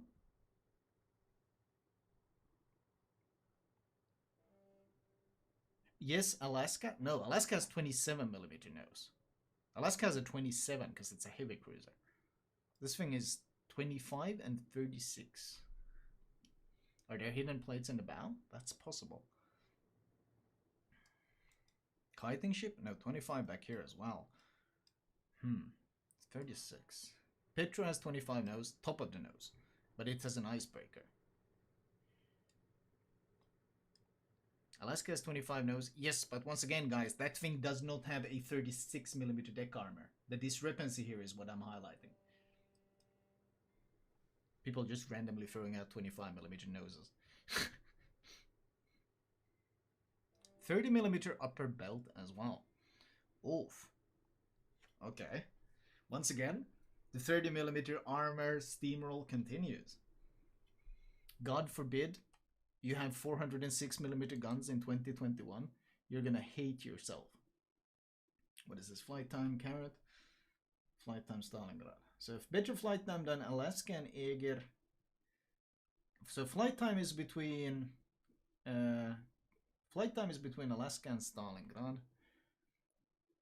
What is this? Penetration is slightly better at range than both Eger and Alaska. Okay. Pretty close one though.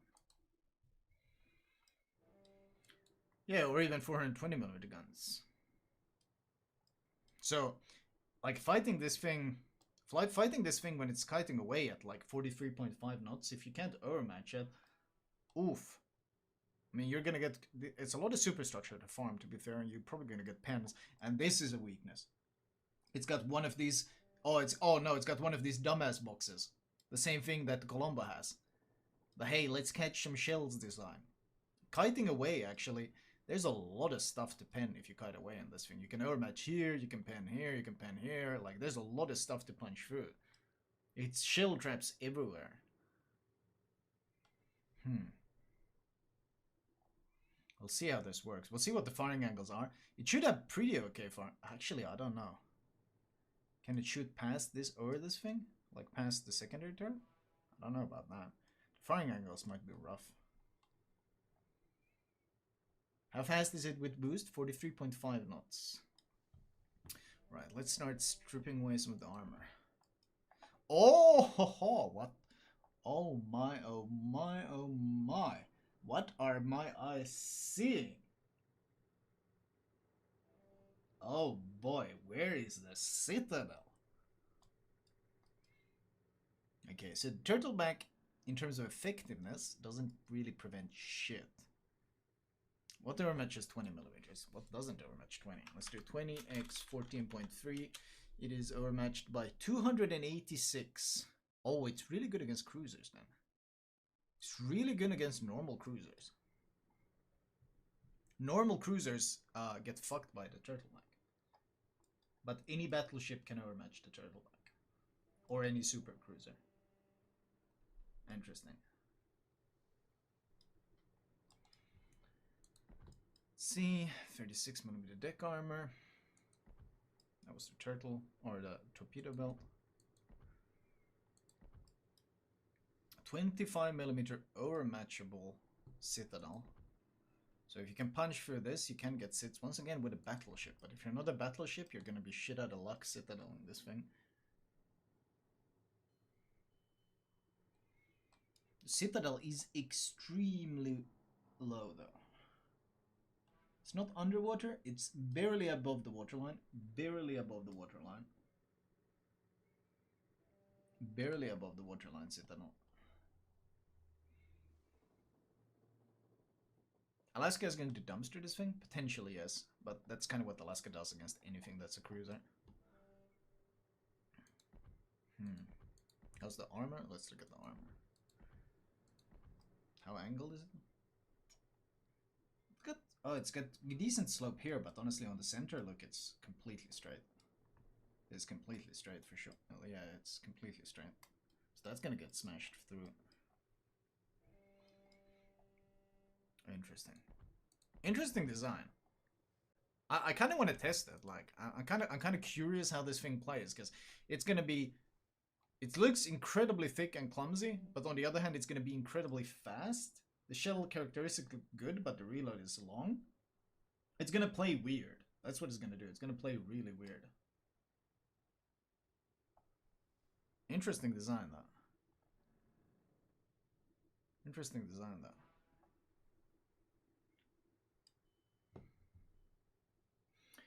Wargaming designed the ship as it was based by blueprints Designed in 1929 to take upper hand in battlecruiser construction. Project rejected, but power plant superstructure and turret design made it into Dunkirk-class battlecruisers. Interesting.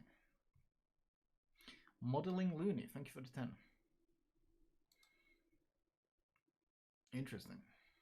They actually designed, yeah, you're right, they actually designed it with the superflying turret on top. How weird. The firing angles look pretty good, actually. I can show you. Let's chat. If they're going based on blueprints, which is by no means a guarantee, they tend to deviate from blueprints when it comes to fucking with German ships or buffing Soviet ships. That's when they tend to go away from blueprints. But this firing angle, that doesn't look too bad. Back turret firing angle looks pretty spicy, actually.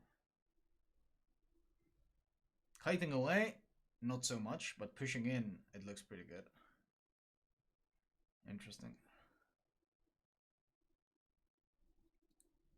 Front turrets looks like a bit of an issue. Yeah, the backwards angle looks really bad. And considering this is maybe a fast kiting ship, this might be rough.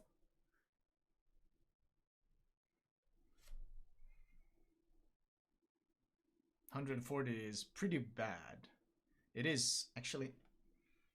I mean, it's better than I expected looking at the design.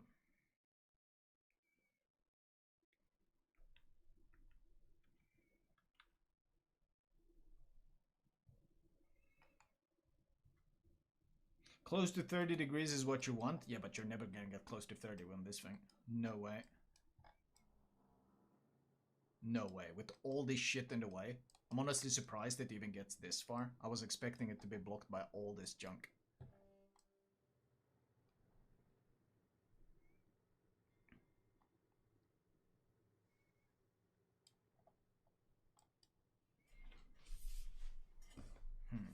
Interesting.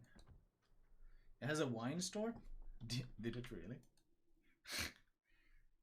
Okay. Oui. Where's the cheese store now? Alright, let's go.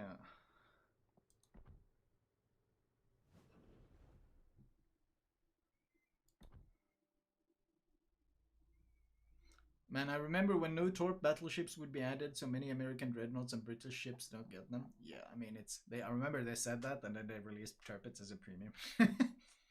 And finally, Kearsarge. Year of design, 1938. The unique project of a powerful battleship aircraft carrier. That is a cursed sentence right there. A powerful battleship aircraft carrier that was developed in the United States in the second half of the 1930s. Project 1058.1.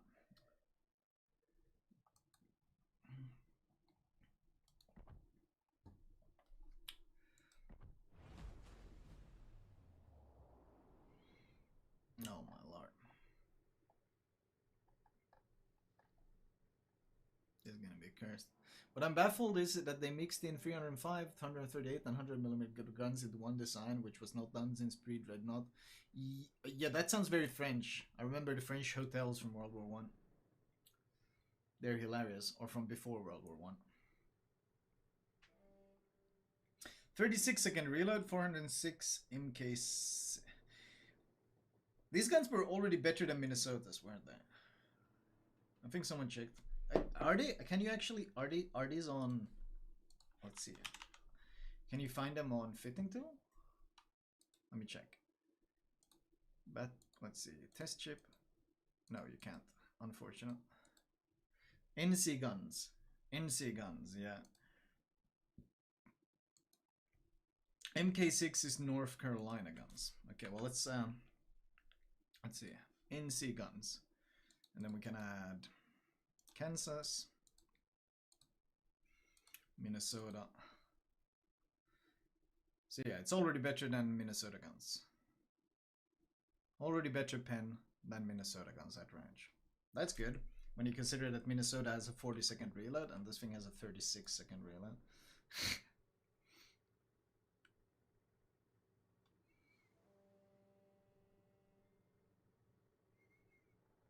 Kearsarge.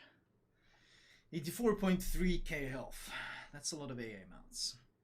19.6 cam range. That could be a weakness. how much of one we'll see. Doesn't Colombo have what, 18.9 km range? Isn't the Sigma on this 1.9? Holy shit! Hopefully they nerf that. Bearcat attack aircraft, Tiny Tims. Just what the game needed. You can do size of attacking flight 3, aircraft for squadron 3, rockets in payload 3. Yep. Enjoy. Tiny Tims. 216 knots. Because you know what battleships need? Their own rocket planes to go spot shit and reset stuff around islands with. 30 knots of speed as well. Fair enough. Standard repair, that's not the improved repair. That's not the, that's the Minnesota repair, isn't it? It's not the improved repair that they got later. It should heal more if it was the improved, 66% or whatever it's called. It's not that one. I think it's the 0.5%. That's standard, yeah. And standard damage. Interesting. Anything especially you can slot? I mean, this is though the advantage. You can just slot artillery plotting, and that offsets all your range issues. And in fact, considering that vertical dispersion is so buggy right now that you improve your vertical dispersion if you increase your main range, slotting this might actually be a good choice. What was Turturus? 45. You might actually get away with doing it.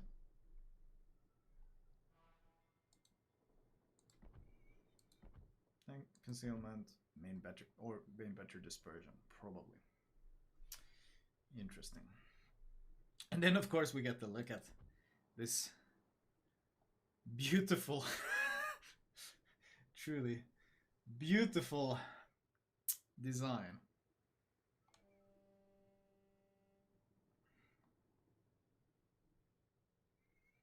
I'm sorry, sir. It appears that you have developed a malignant tumor. It appears to be growing on the central part of your deck armor. I'm not sure if it's operable.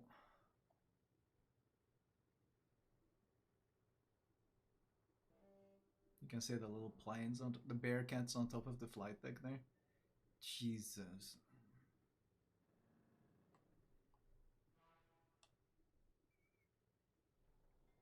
That's a lot of shit to shoot though. For like a lot of shit to shoot.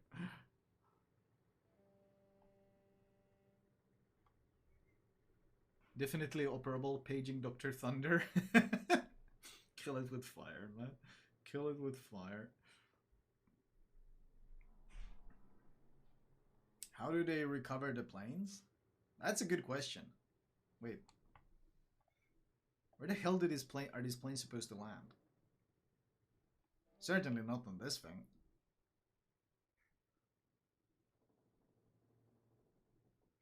There are cables? Really? They have to land on this? Oh yeah, they are. I can see the stopping cables here. So what, they're supposed to land on this thing and get stopped here and hope they don't fall on top of the turret? Holy shit.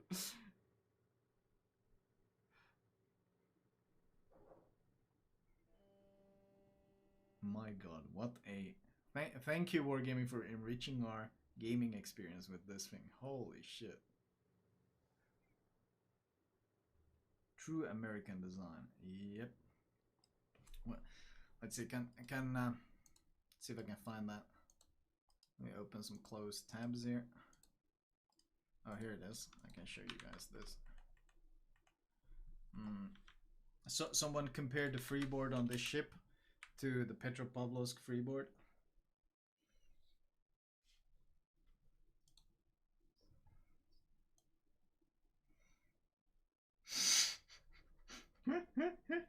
What is it? 1, 2, 3, 4, 5, 6 Petros worth.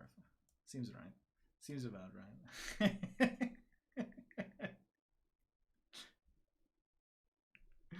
Technically, freeboard shouldn't extend to the flight deck, but I can accept the memes. They're good. They're good. The new measurement, how many Petros? Kind of like measuring health pool in ZOWS. You measure flight deck or freeboard in Petros. Whoa, okay. 32. Really? 38? 38? Whoa! Hello? 38mm flight deck as well? Armored flight deck. .url, thank you for the 16. Holy shit. Okay. I was expecting, I don't know, having all of this health and these guns and having goddamn attack aircraft would come with a downside. Weren't they supposed to save weight somewhere to make room for the aviation facilities? Apparently not.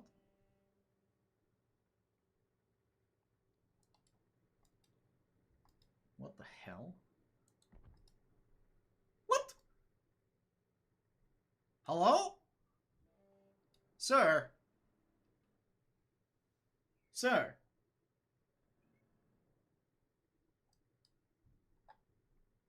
What the? Is that how you place engines in World of Warships? Interesting. Is that spaced armor? Surely not. What? Oh no. What kind of tumor am I watching? Holy shit. Dude, what the fuck is this? 38? 38, so it can't get overmatched. This can get, but good luck punching through all the shit to actually reach it. Spaced armor.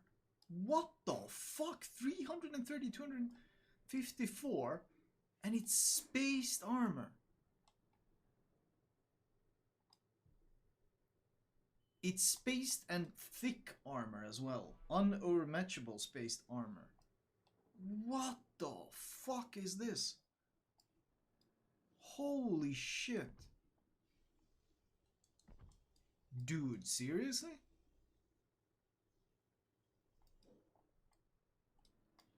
You're straight up not... And I mean, the Citadel itself, it's so low as well. It is so low in the water. And didn't it do 30 knots as well?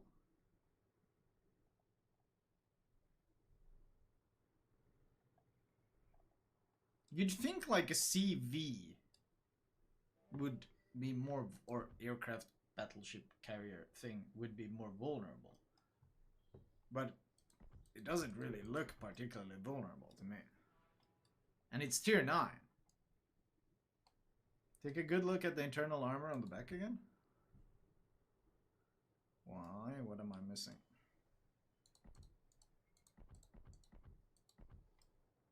Uh-oh. Am I missing something?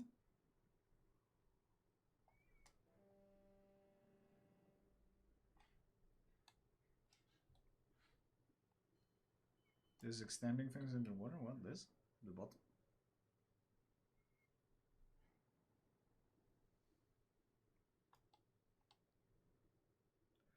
Looks like a plate along the entire stern. Oh, that's possible actually.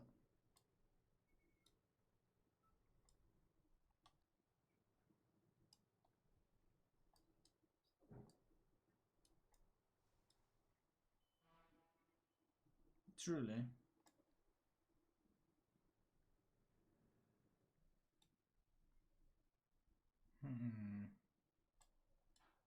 Dude, this is some sort of abomination though. Holy shit. This is straight up just some sort of abomination. There's a shit ton of secondaries? I can tell. Holy shit, actually, there's a lot of secondaries.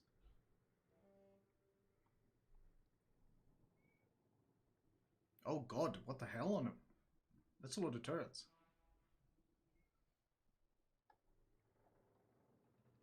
The front barbette doesn't fit the Citadel? Oh. Well, it actually doesn't. Oh, this is such an abomination they made. Holy shit.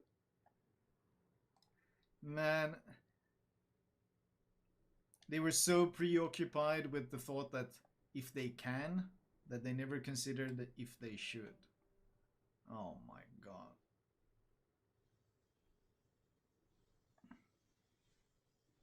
that front plate angled? Which one? This one? I don't think so. Dude.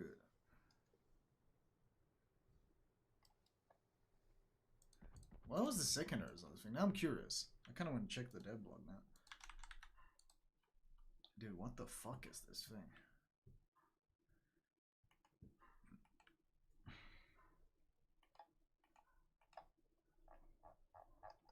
Let's see. Ship parameters.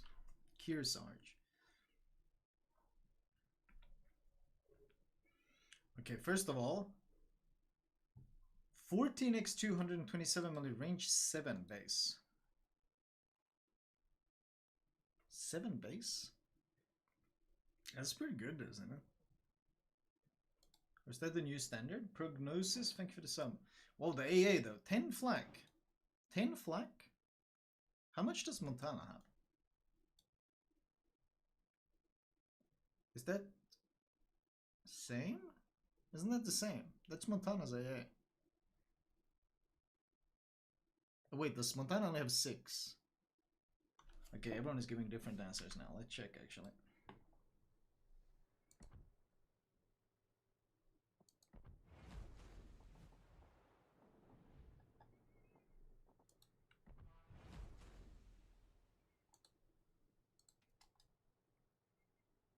Eight. Interesting. 8. Oh wow. 7.7 for 0.8 second reload. Interesting. Turning circle 1050. Rudder shift 18.4. That's better than Montana's. That's better rudder shift than Montana has. Montana has 22.2, I think. Interesting. Surface detectability 16.9. With camo module upgrade, that's 13.3 kilometer concealment. 13.3, isn't Montana like 14? Montana is 14.1 or 14 point something. So this one is 13.3 km concealment with bitter rudder shift. What the fuck?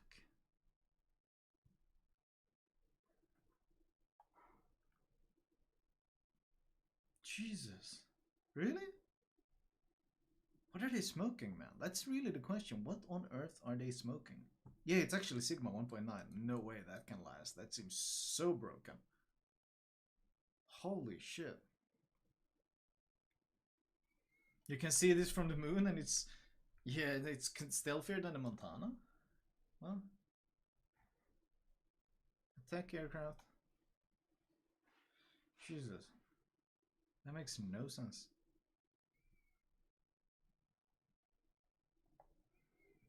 That makes no sense at all.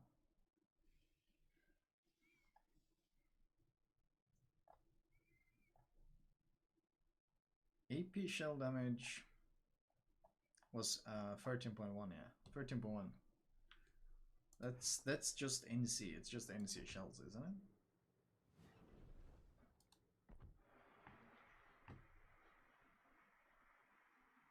Yeah, exact NC shells.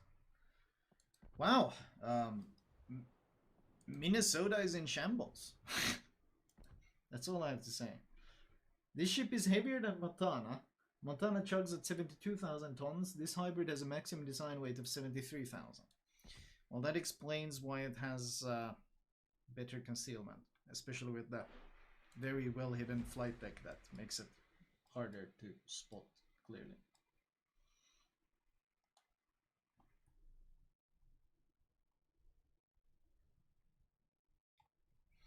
Rocket planes pen 68 millimeters. Wait, what? Oh yeah, they do.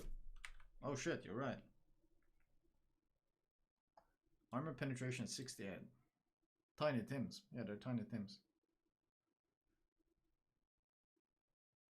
So you launch a volley with your main guns, and then you send off your planes. You go and strike him with Tiny Tims, and then your guns have reloaded and you switch back to your ship and you shoot again. And Jesus, like the potential damage output and spotting and all the things that this thing can do already makes it incredibly powerful. But then it has better stealth, better rudder shift, very tanky, just much better than a Minnesota. Like, what the fuck?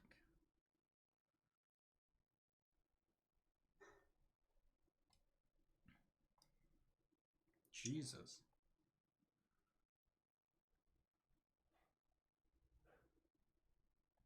My god, what an abomination. Who comes up with this shit? Check the German tech tree. I don't think I have. I don't think I can access any other ships here, because those are the only ones that I've unlocked. Yeah, I don't have anything else unlocked here. I don't have the Brandenburg unlocked. I heard the Brandenburg was added now. But yeah, that was the upcoming ships.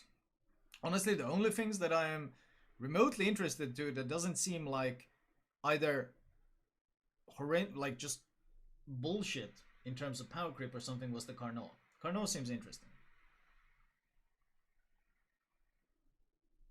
Carnot seems interesting. Like, it's such a weird design.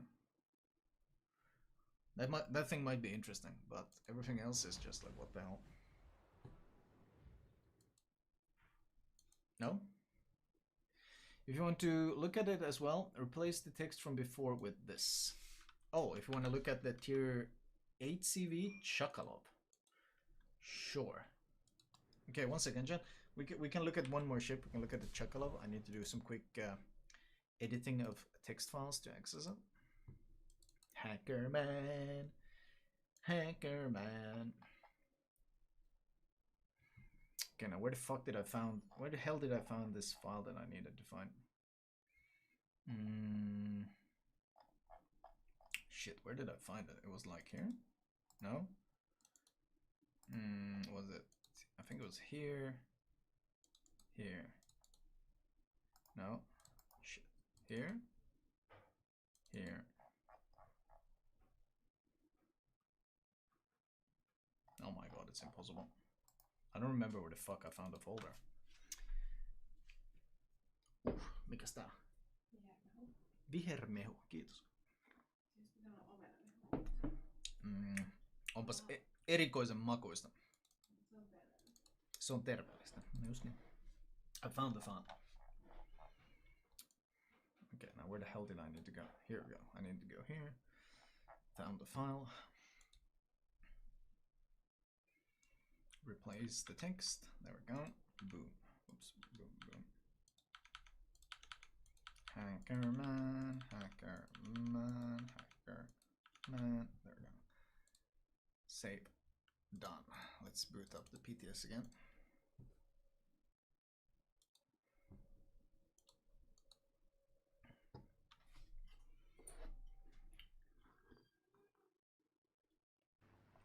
I bet Congress will be in on Axis versus Allies for sure.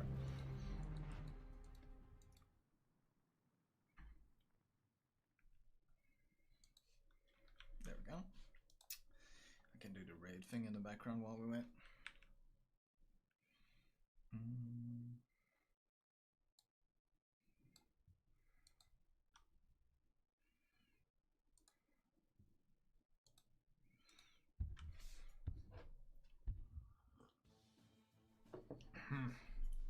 Man, this tastes questionable as shit, but whatever.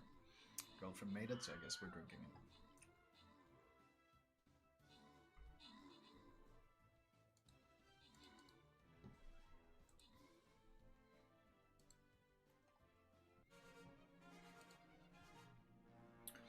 What project is that? Project 1058?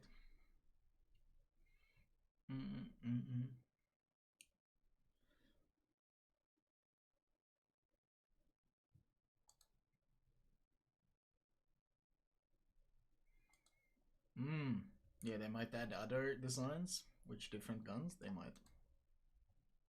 Hello? Log in, please. There we go. All my hacks needed to go through. There we go. Let's see if Hacker Man worked. Hacker Man. Chocolov! Hacking completed. What is Cheklov? Oh. Year of design 1939. The project of a high-speed aircraft carrier armed with dual-purpose main battery artillery that was developed in the USSR in the late 1930s. Team Betsy, thank you for the tier 2. Or sorry, it's 2 subs.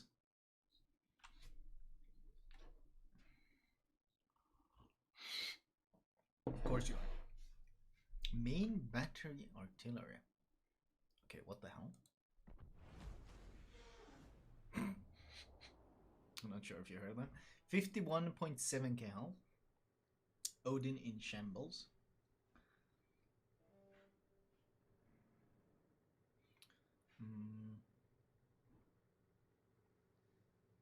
Interesting. Archangel Nate, thank you for the 50. Oh my god.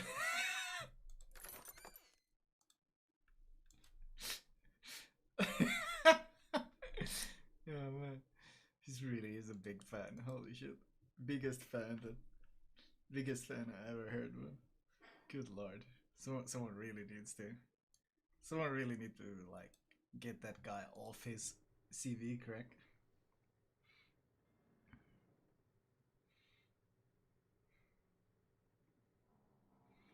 Let's see. Bombers. 6 bombs. Okay, we're still gonna look at that one replay that I downloaded where you can actually see their drop patterns. Number bounces free, 6 bombs, 8.7. That's a lot of alpha actually. 32.3. They get the heal, of course. 54mm pen, 49% fire chance. Jesus. Wait, so yeah, this is the one that had both bombers and skip bombers. No rockets. Designed to smash battleships, clearly. 41 not torps. Interesting, let's look at this thing. Whoa. What a... What the... Oh, so it's sloped like this. Interesting camera.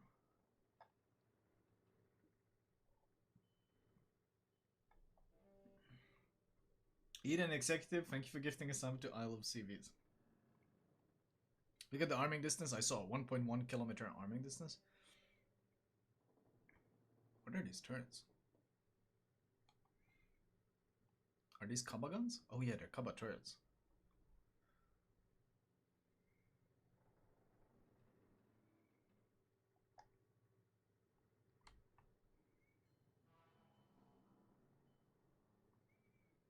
Kaba turrets, man.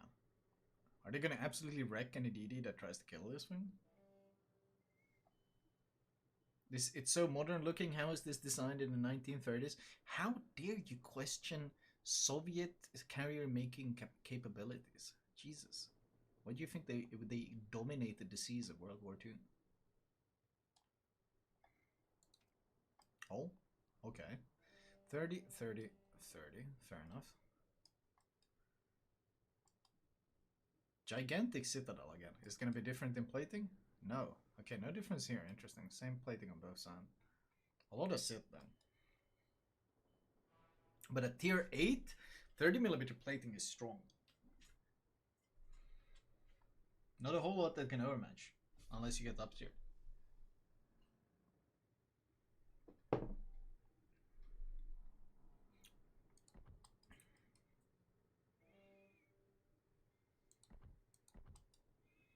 Okay, that's not gonna be the overmatch, but good lord, this is a, I mean, this is a lot of Citadel. This is a lot of Citadel.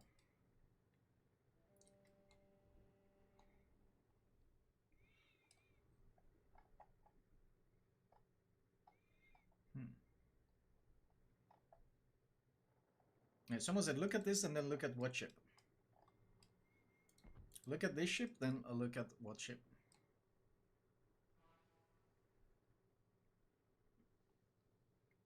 The tier 8 British CV. Okay. Let's keep this in mind.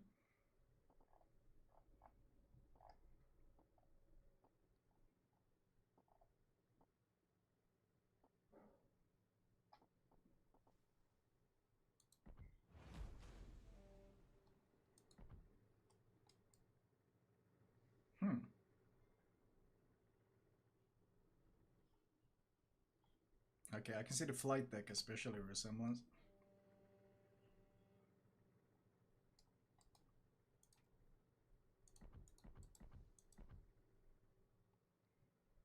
Not this one?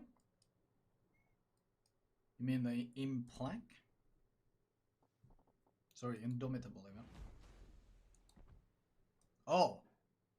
Okay, yeah. Oh. Wow.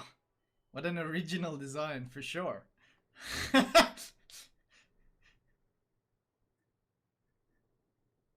Wow. Okay, yeah, that's an original design, alright.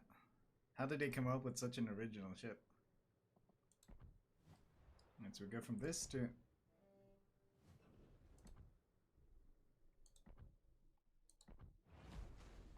Oh yeah. Oh yeah, I can see some slight resemblances. Clearly not copied.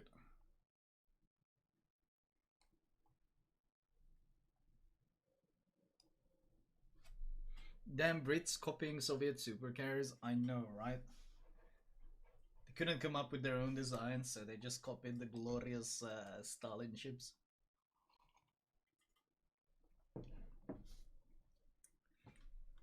Okay, but then I want to check. Now I want to check the replay. Now I want to check the replay of I was sent. 1 second. Let's see what I need to do. I need to move it into the PTS folder. Let's see, PTS replays. There we go. And we need to drag and drop it on the PTS client. Otherwise, it tries to open it in a standard client, which breaks it. Hacker man.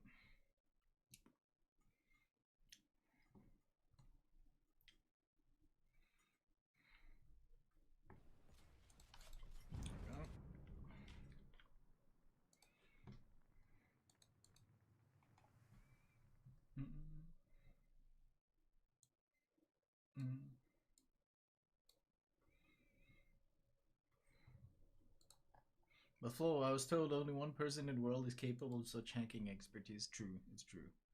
I heard the same.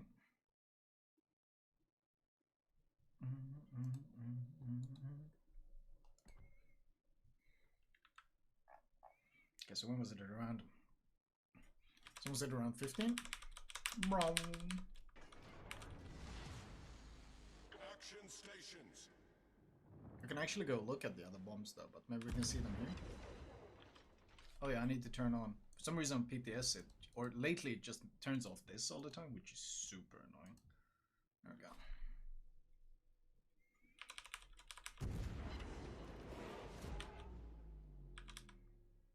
Okay.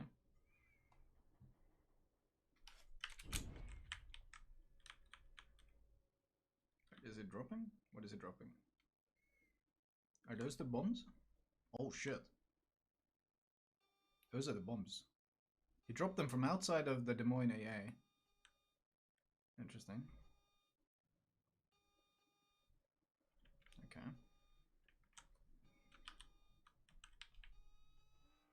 Assume is gonna come for the Elbing next.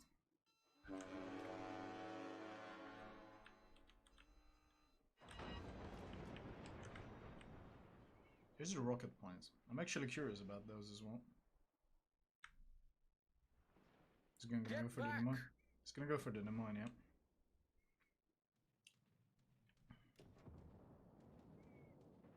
Okay. He's not losing any planes yet. Yeah, he started the attack, so now he's immune to AA. Holy shit! Oh my god! How much was that? That's a lot of alpha. He didn't even land nearly all of it. Holy shit, how much was that? The enemy team has taken the lead. Okay, let's speed it up a bit. Where's the next one? There it is, the torpedo planes. One plane lost. It was 16k. Okay, here comes the Nakimo torps. Direct front. On the Petro, I guess? Yeah, on the Petro. Whoa! Whoa! Dude, that spread is insane! You can just drop nose in with that spread. Are you kidding me? Holy shit! The enemy team has taken They're slow, so he could stop in time, but on a battleship, that's gonna be hella brutal.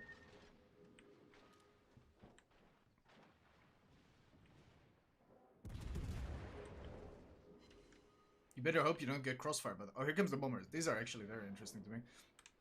Because these things also have insane alpha.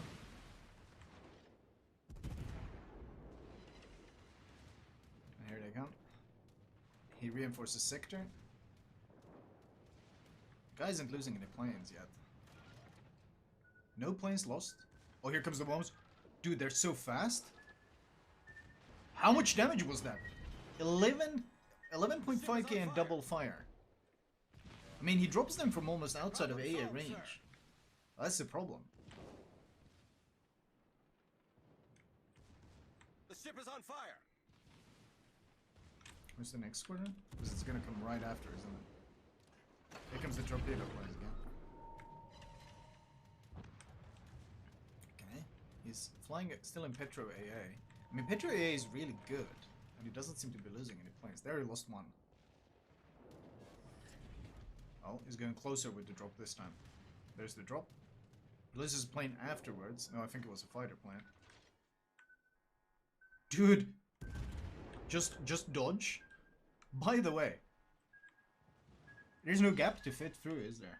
No, there is no gap to fit through. It's too huge. Okay, luckily he didn't get a flood on him.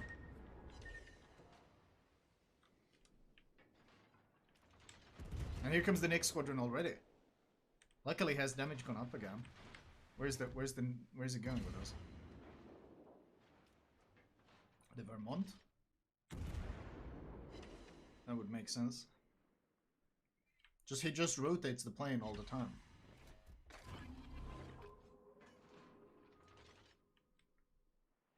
How much fun for everyone else to deal with this, okay? Vermont has really good AA as well. Still no planes lost though. Here comes the drop. It's really fast. How much was that? No fire, or did he damage con instantly? I don't think it was a fire. Might be just really fortunate. 12k? I think, yeah.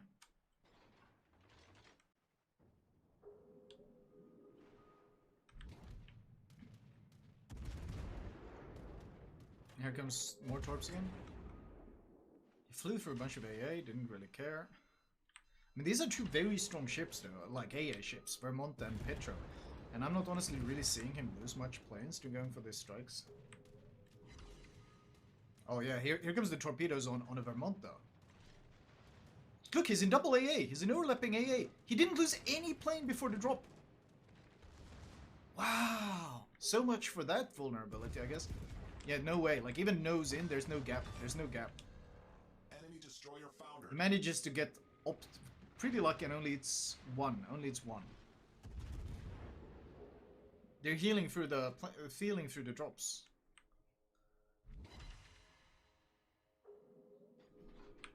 Interesting.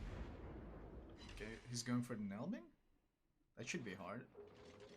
Hard strike to pull off. Oh my god, that was 10k. Was it? No, how much was that? It was almost full HP and it's 24 now.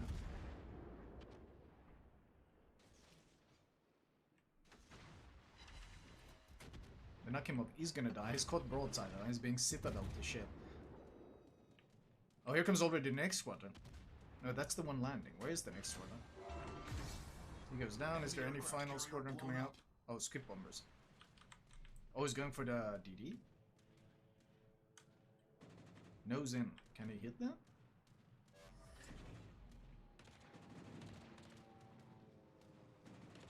Oh, you can drop it right on top of him. He only landed one though. Interesting. Wonder how much damage that guy did. Yeah, well, a lot of the things that I was expecting, like a lot of plane losses, because he was flying around in AA and stuff, that didn't really seem to happen.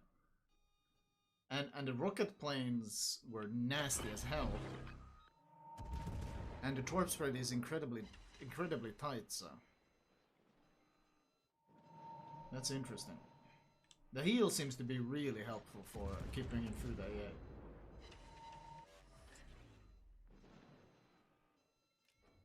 Wonder if that small ate the Citadel from that bombing run. Actually, can we see score? Yeah, we could maybe see his strikes from earlier on. I'm somewhat curious about his strikes earlier on. Let's see. We can just dislodge from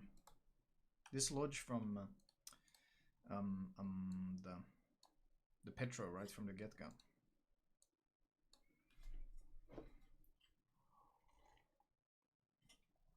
Badger, thanks for the 29.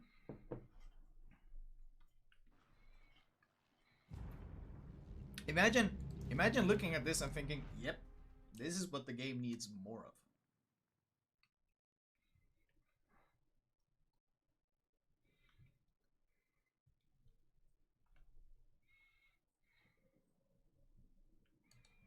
Yeah, let's see.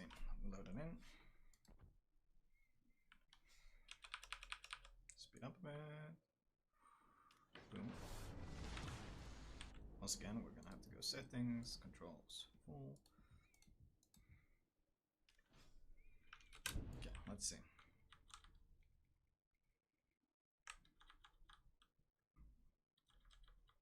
Let's see, speed up a bit. There's the planes.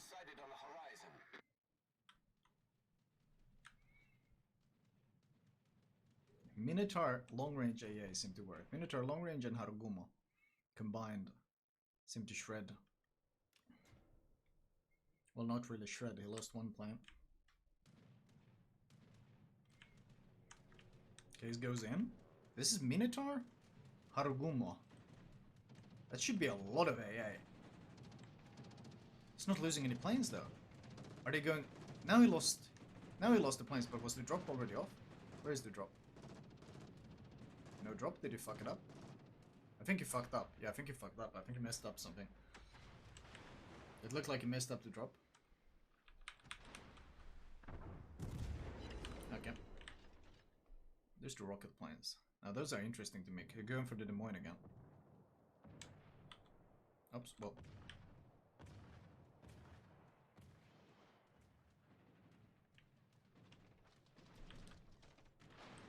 He missed most of the strike. Did 10k but missed most of the strike.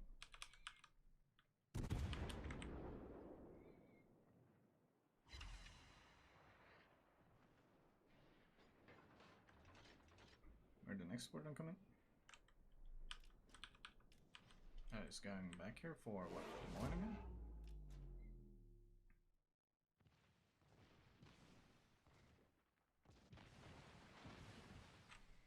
I think we saw this, yeah.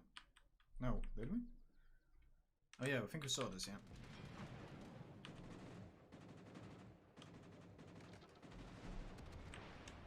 I'm actually curious about looking... I want to look at the rocket strike again.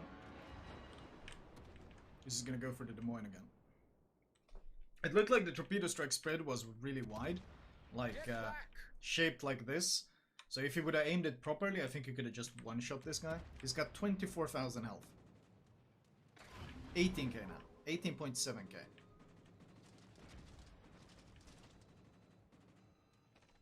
Yeah, he misses it. He misses it! And he goes from 18.7 to 1.7. He misses. Like, that wasn't even nearly a good strike. He whiffed most of it. That's instant 17k damage with the rockets, and he missed most of them. Holy shit. Yeah, those things are gonna smash. Imagine still being a CC, you wouldn't be allowed to show us any of this. Yeah, I know. That's why this, like, the CC program doesn't make any sense. But I'm glad I can show you this. Jesus. Our next strike should be the one on the Smolensk. Oh, did we miss a strike? Let's see, wait. It goes for here. On the Smolensk. Where, what, how? Smolensk? There's no Smolensk. The enemy team is Or what do you taking mean? the lead. This one is on the Petro.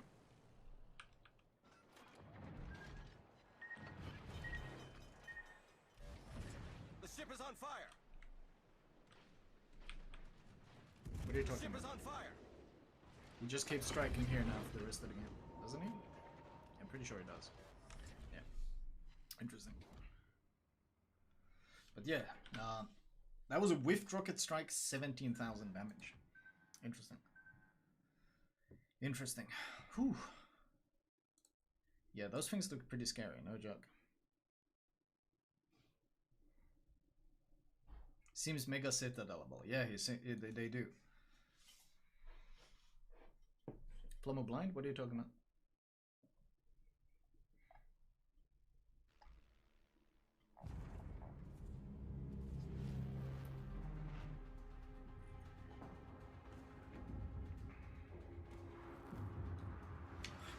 I can't drink that shit anymore.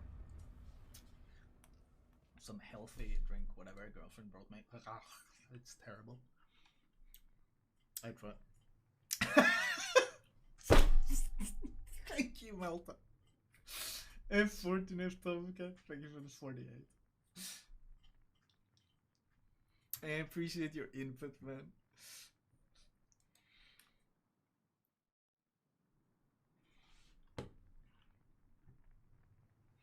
What's this? Brandenburg. Yeah, I think I saw that. Wasn't it shit? Okay, we can check it out. What's going on? Newly added on PTS. Brandenburg. Okay, what do I have here? 305mm guns, 1.6 Sigma, 28-second reload. That's not very good. 18.5, 12 305s though. Interesting. 58.8k health. So it's a Bismarck hull with 12 guns.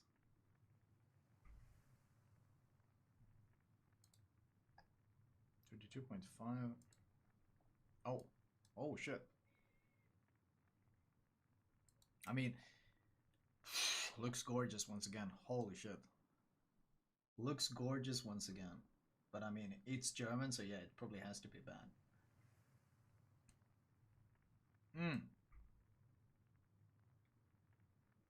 Tier 8 Pommer. Beautiful. Especially, I mean, once again, gorgeous looking ship, but it's probably gonna suck. Pepe hands. 1.6 Sigma. Tirpitz hull with 11k less HP, no hydro, and no guns. Yeah, that kind of sounds about right. It does have torpedoes, but yay. Yikes. Interesting.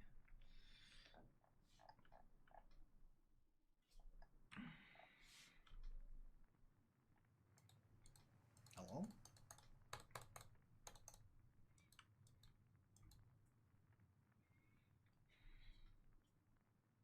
Two more secondary turrets. Woo! PTS, please. Is Elbing as bad as you thought after playing it a bit? Bad as I thought? I mean, I wouldn't say I thought it was bad. It's better than the Schultz. And Schultz, I mean, it's a okay ship. The biggest issue really is that it takes up a DD slot. Hello? I think we have to restart the game. Looks like it went full tilt. Okay, looks like we have to task manager reset the game. The World Warships decided to just go Otago.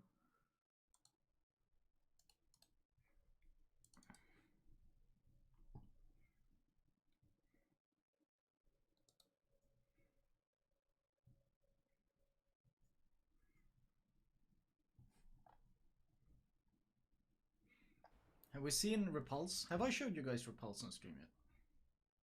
Have I? I don't remember.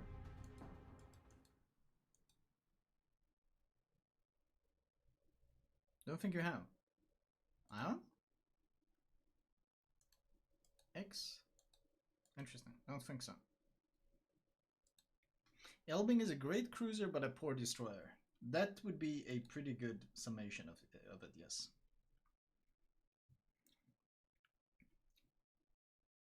You did not show a Repulse. I haven't seen Repulse previously? Okay. Well, since PTS now, I think the client just broke on me, interestingly. I can log in on my EU account, and I think I have the extended tech tree mode working there, so we can show it there. 1 second, let me switch. Provided the game actually starts.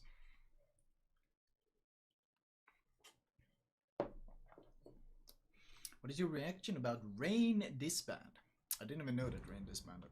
Oh wait, maybe I did. I think someone told me. I mean, okay. I don't know. Am I supposed to have a much of a reaction about it?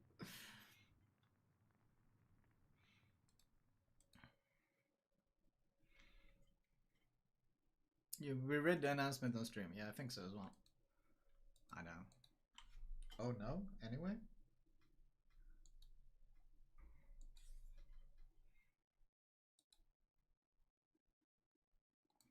Yeah, why is this game... There we go. Jesus. This client is something else.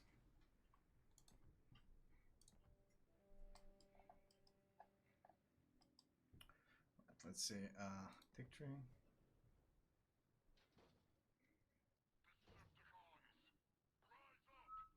UK.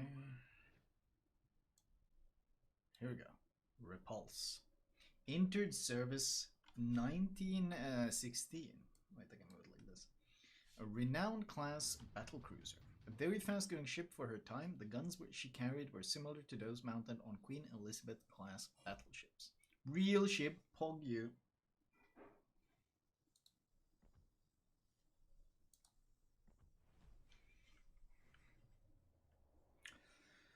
.381mm guns at tier 6, that's always nice. 30-second reload, that's not too bad. 56.1k health. 19.8 range, nice range as well. 31.7, ooh, she's fast with 381s. Oh shit. Yeah. It should have squishy armor though, since it was a battle cruiser, but damn, 381s with 31.7, that's pretty spicy. Turret versus slow, of course it's Queen Elizabeth turrets. Damage control standard, standard heal. Oh, it gets speed boost. Spotter plane, and what is the speed boost? Oh shit! Oh shit! It's 15%! You guys can't see it proper, but oh my god. 15% speed boost. Tier 6 Georgia, reporting for duty. Wait, how fast is this thing? 31.7 times 1.05 times 1.15 equals 38.3 knots? Holy shit! 38.3 knots? Damn! What? At tier 6? That's insanely fast. Check the secondary value? I can't, sadly. I wish I could.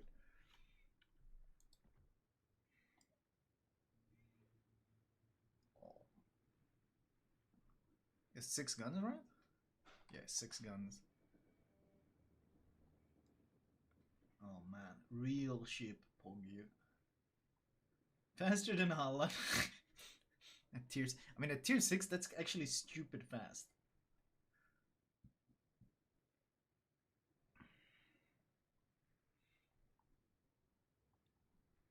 What is that AA? Oh no. The AA is so old, it's 1916. The AA is gonna be junk, isn't it? Like absolute junk. She got sunk by planes as well. Yeah. Cursed with junk AA for sure. Repulse.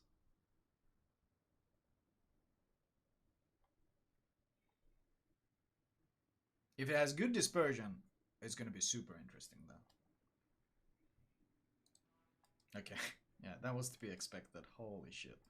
Now, honestly, that was to be expected though. It is a battle cruiser, and if they give it that much speed, it has battle cruiser formula. Yeah, then it's gonna be accurate. But if it has that much speed, it needs to have a serious weakness, and here we go. 16mm of plating.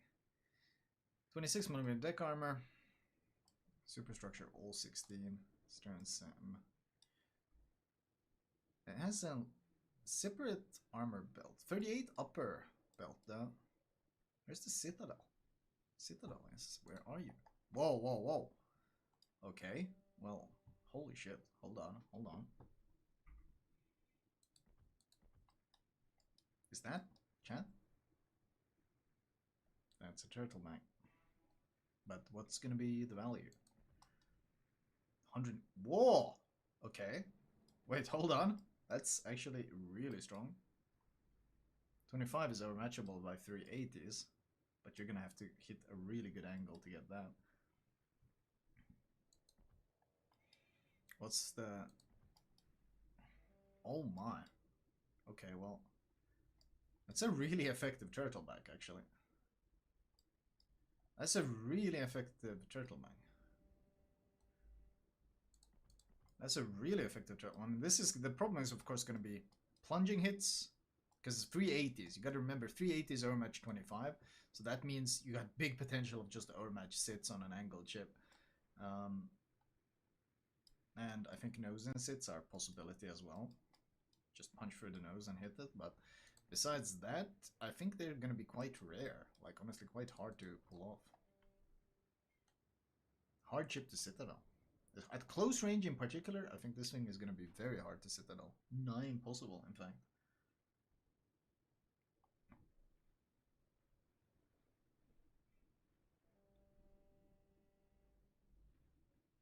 Interesting. Well, well, well. Color me interested about the Carnot and the Repulse. Those two ships look very interesting. Both are fast, which is certainly probably one of the reasons. I enjoy fast ships. Allows you to reposition effectively, so. Would you check that secondary gun at the stern? This one? Is that a 102mm? It looks like a triple 102, is it? Those are hella old.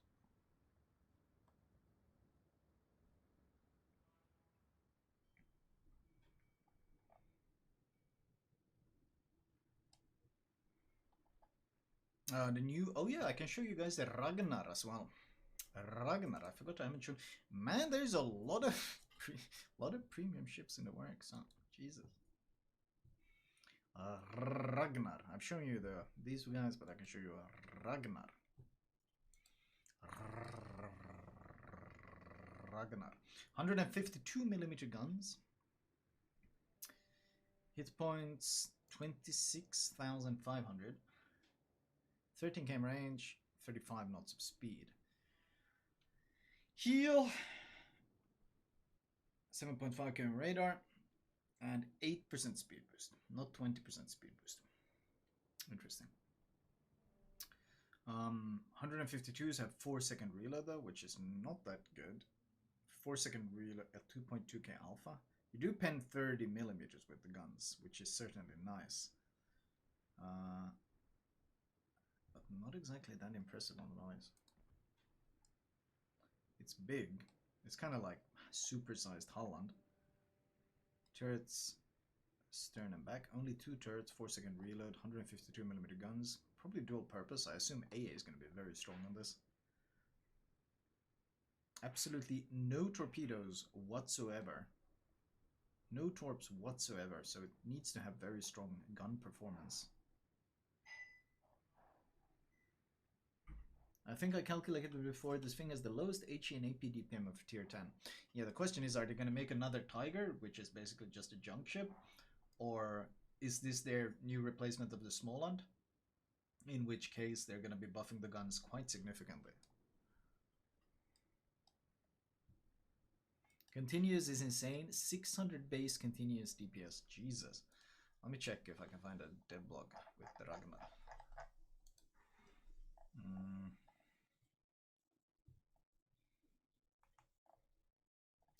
When was it they added them? This thing, because this thing was added a while ago. Super says 10.5, I think. Yeah, Ragnar 10.5. Let's see. Ship characteristics. AA defends mid-range 673. Jesus. It has no flag to speak of, but that's an absurd amount of continuous DPS. That is completely absurd. Jesus.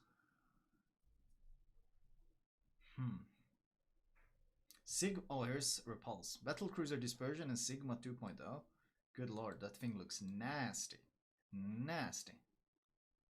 AA is trash, as is to be expected. Surface detectability 14.4 on the repulsed. 14.4 on the repulse. 14.4. 12.6 concealment. Nice. Nice.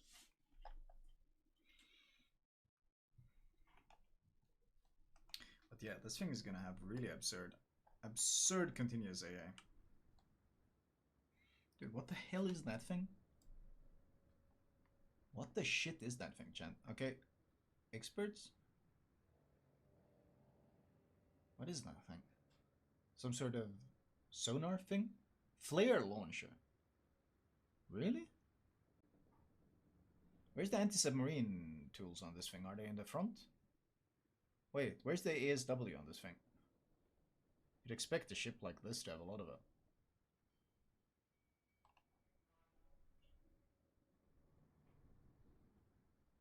Oh, the ramps. Do they roll them down the ramps here?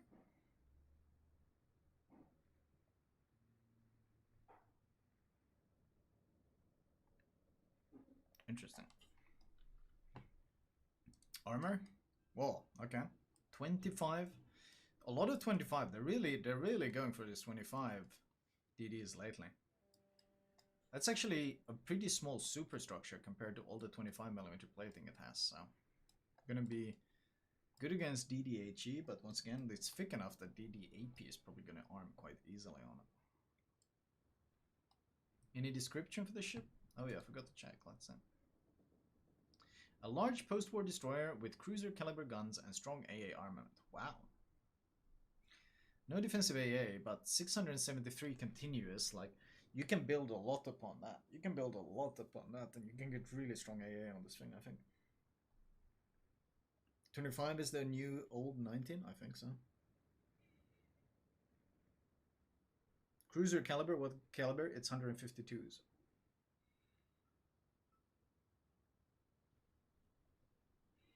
We're gonna see.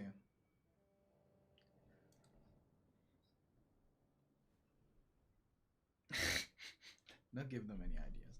But I think those are the two new ships. I've shown all the other ones. Like, the premium section is starting to get pretty absurd in this game. Especially the American ones. Like, the American premium section is... Jesus. You gotta keep scrolling. Especially tier 8. You just gotta keep scrolling. And they're gonna add more tier 8s. It's like, holy shit, calm down.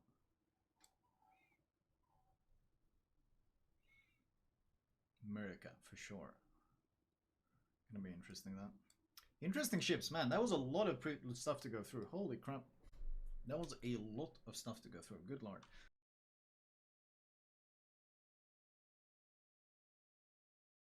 Whoa, that went fast, eh? That was quite informative, don't you think? So listen, we're going to take a 10-minute break and then we're going to come back, okay? So 10-minute break and then we're coming back, folks. Questions, throw in chat. Comments, throw in chat. Anything you want to know, just throw it in chat, baby. Thank you very much.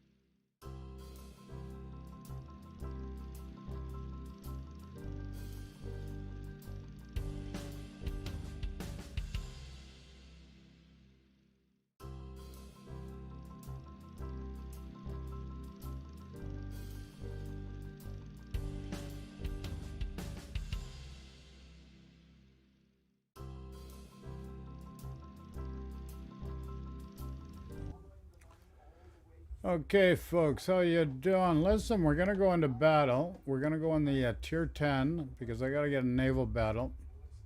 Tier 10, British battleship, the Thunderer. You guys are familiar with that, right? Most definitely. Let's go into battle. We're going into the queue now. And let's see what we can do. What can we do, baby? Any questions, just throw in chat. Had a couple long videos today. Very informative, I hope. And most certainly, if you have any questions or anything else or concerns, please post in chat. Let's open some dialogue. Very important. Okay, we're going into the queue now. Let's take a look at the battle queue. Tier 8 CV on each side. And let's see, what do we got? 1, 2, 3 destroyers. And it's a mix of tier 8, 9, and 10. Okay, let's look at the map. Islands of Ice. Friggin', we're going into winter. I hate friggin' winter.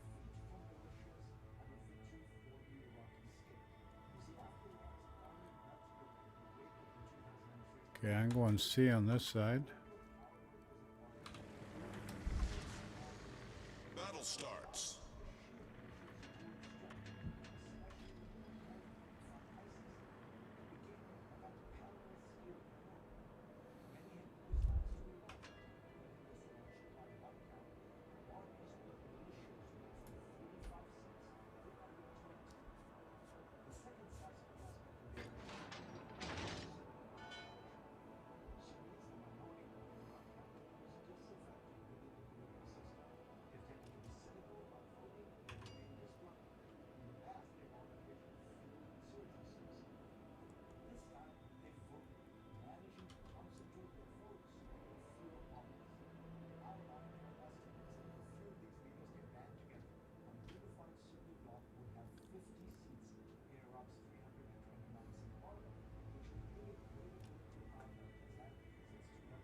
Enemy force sighted on the horizon.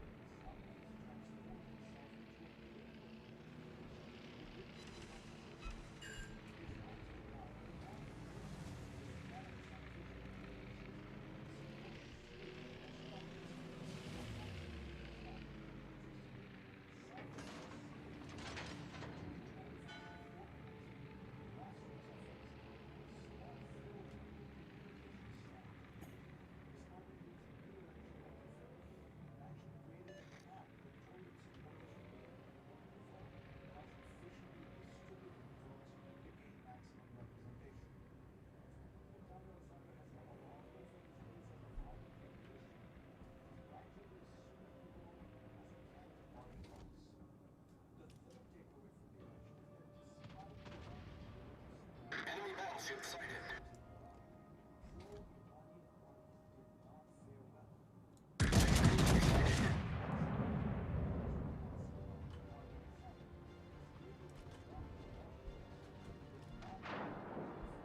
Holy frig, man.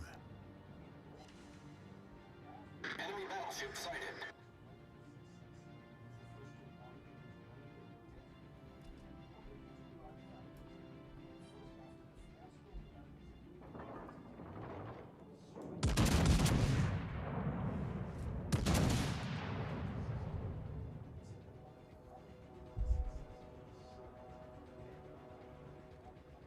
Enemy cruiser detected.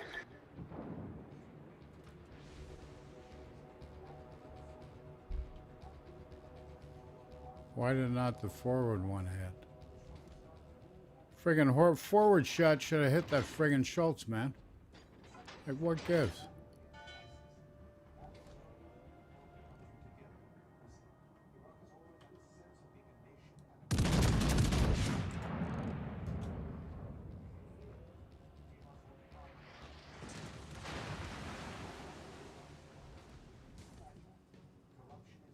Enemy destroyer sighted.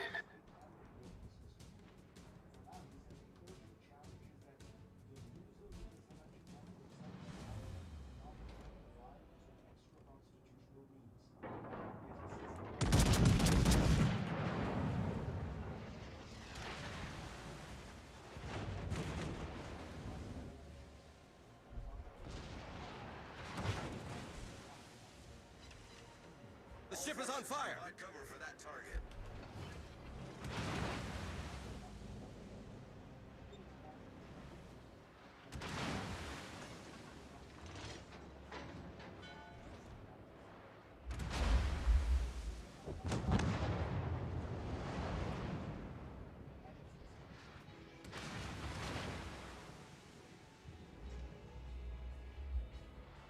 Enemy cruiser sighted.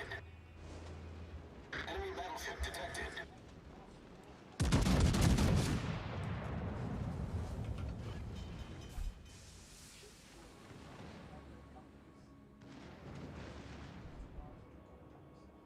Enemy aircraft carrier sighted. What are these friggin' things going down left, right, and center for? Problem solved, sir.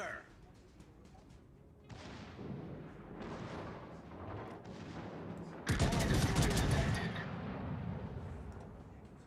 Enemy battleship detected.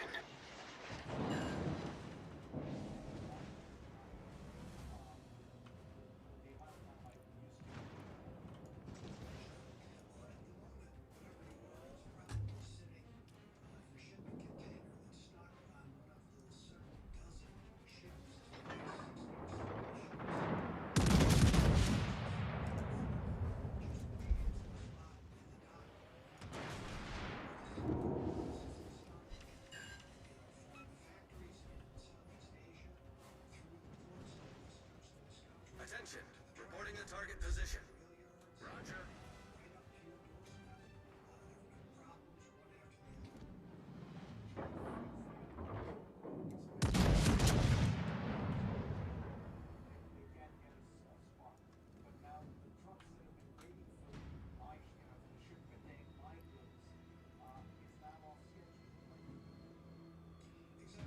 Why that not friggin' hit?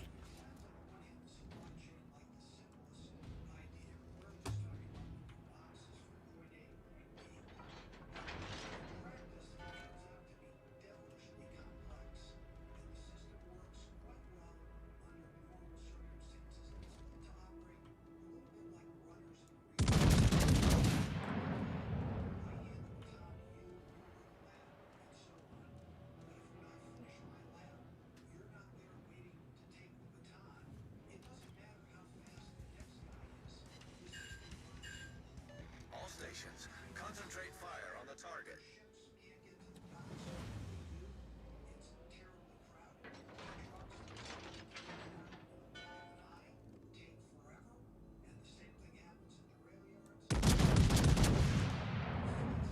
The enemy team has taken the lead.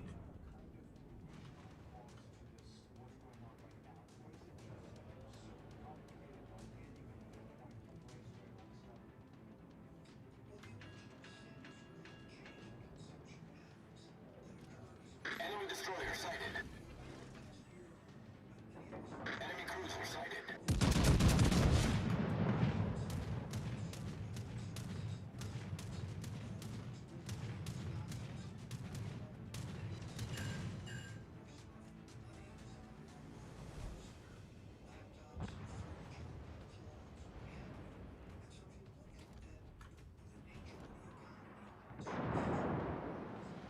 All stations, concentrate fire.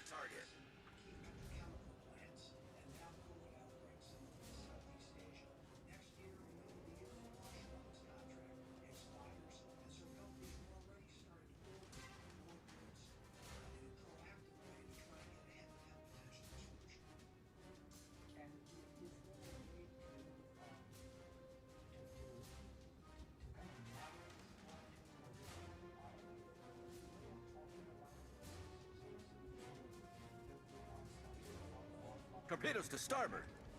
Torpedoes dead ahead. Right. The enemy is about to win.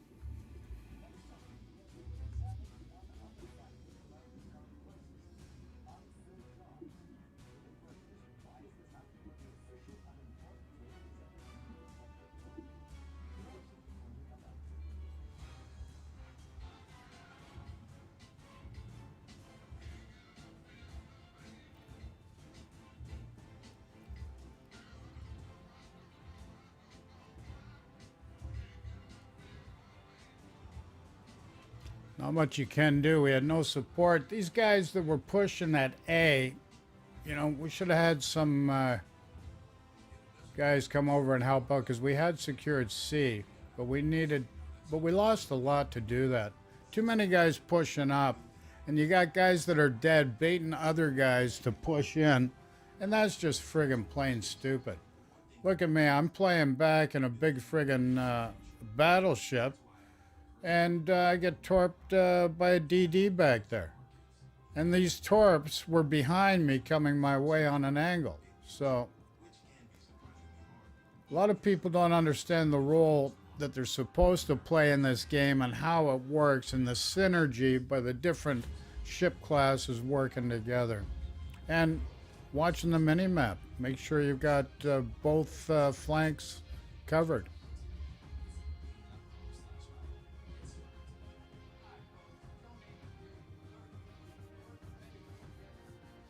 It's a rather shame. Not much you can do. I definitely didn't get the naval battles I needed. Let's see how we did overall. Mid-peer or what?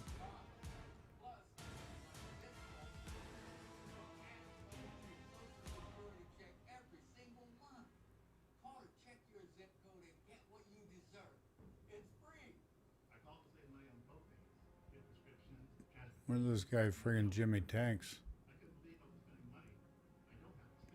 This is the guy that was complaining the most. Here, oh, in the Alaska. He friggin' got burned early in the game. Pushing up too quick. What are you gonna do? What can you do? I didn't get 1,300. There's just no way. If we had the win, I probably would have gotten it, or it would have been really close.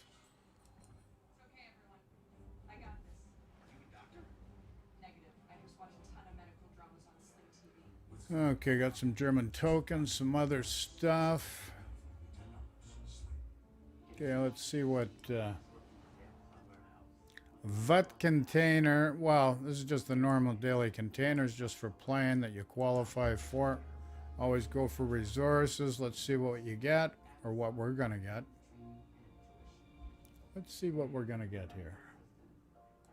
Open sesame. Cool, free XP, 3 flags, cool. We'll take it, thank you very much. Okay, let's try another battle here in the Thunderer, and let's see what we can do here. Gotta get better, so people gotta learn just not to YOLO in. It's just friggin' suicide. There's a time to push in, and there's a time not to. And the different classes of ships gotta watch each other's backs. Okay, we got submarines and 3 DDs, so this is gonna be friggin' interesting. Oh my. Holy moly. What we going to do?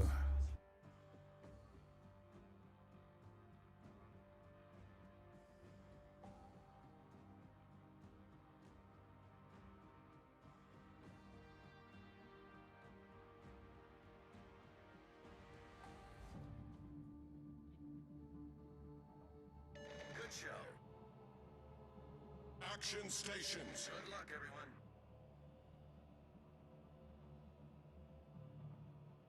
That was a great battle.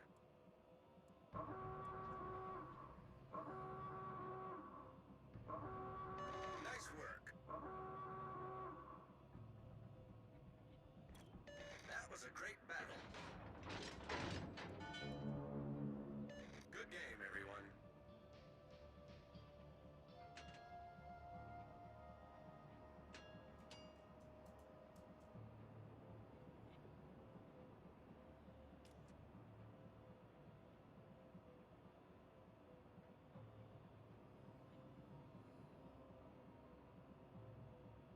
That was a great battle.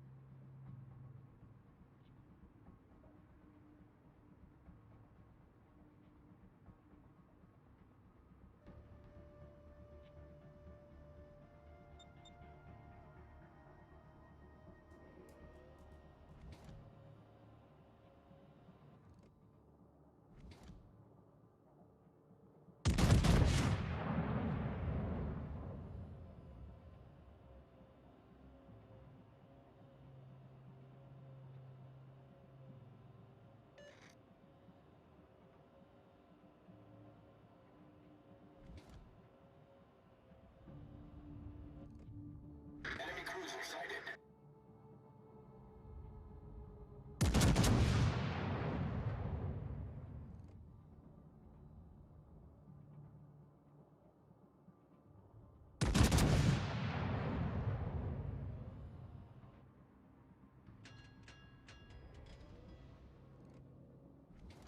Enemy battleship detected. Enemy cruiser sighted.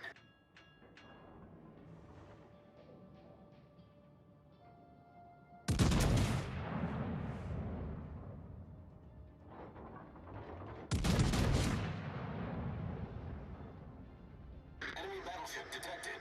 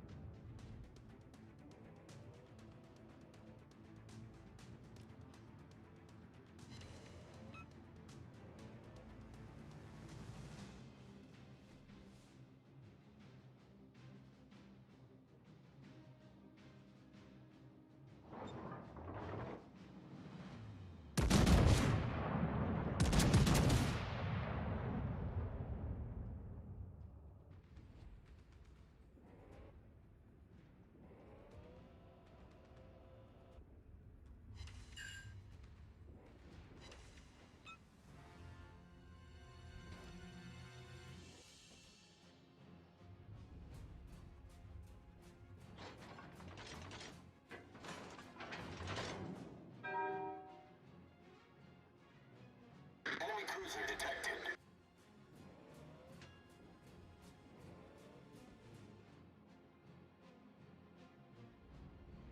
Enemy battleship sighted.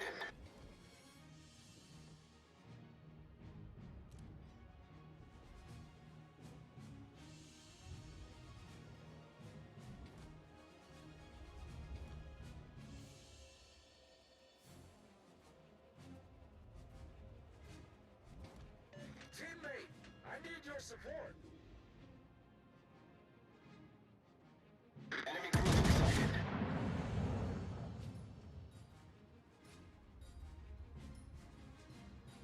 Acknowledged.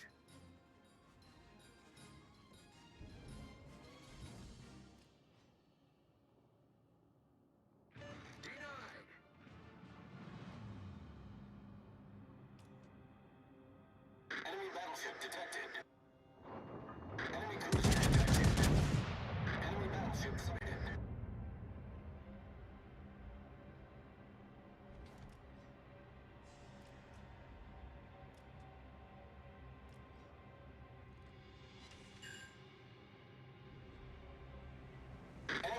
Intruder detected.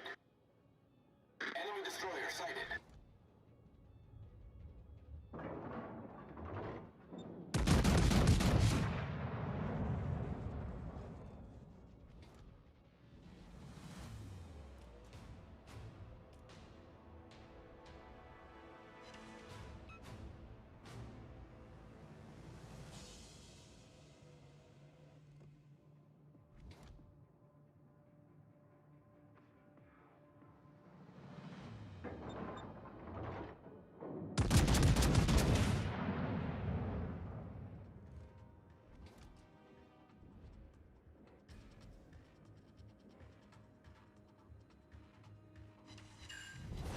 Our team has taken the lead. Well done, Commander. Acknowledged.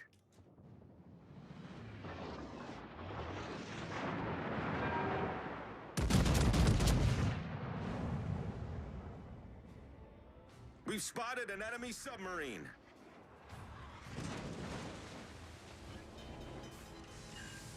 The ship is on fire.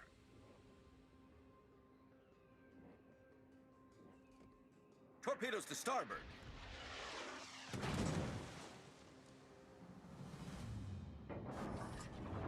Problem solved, sir.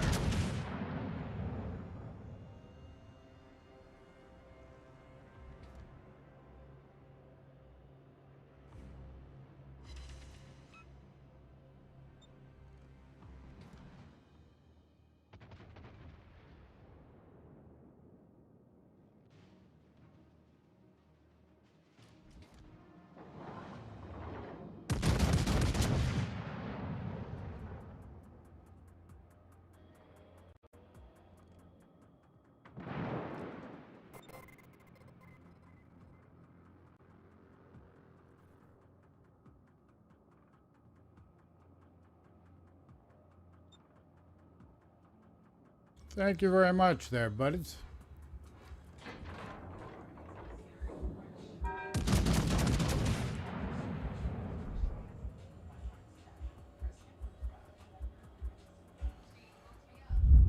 That was a great battle.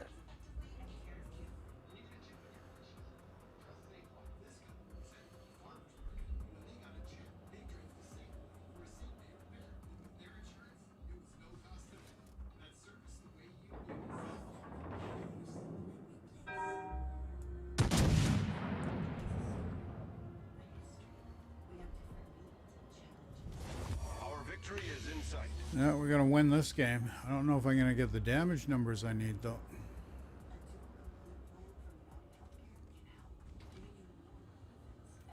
Stalingrad nailed that Our friggin' victory is in Zao. sight. Cool.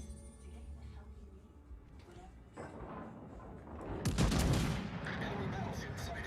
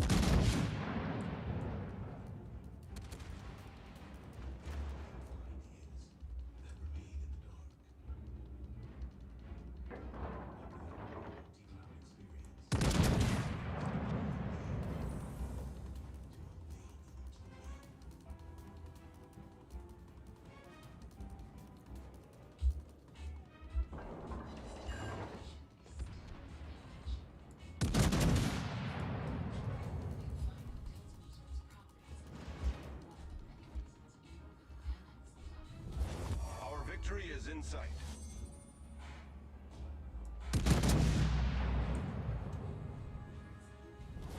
Our victory is in sight.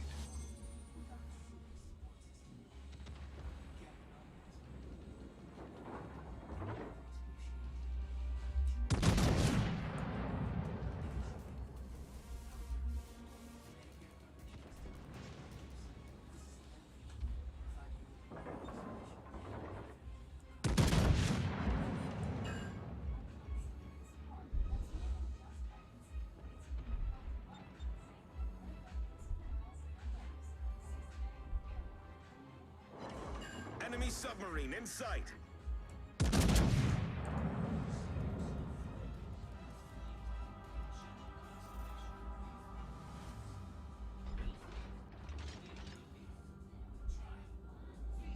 Come on.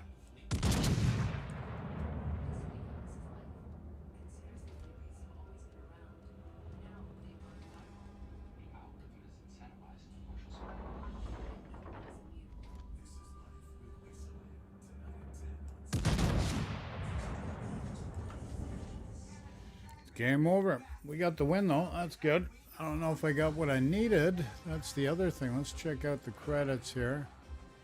No, I didn't get it.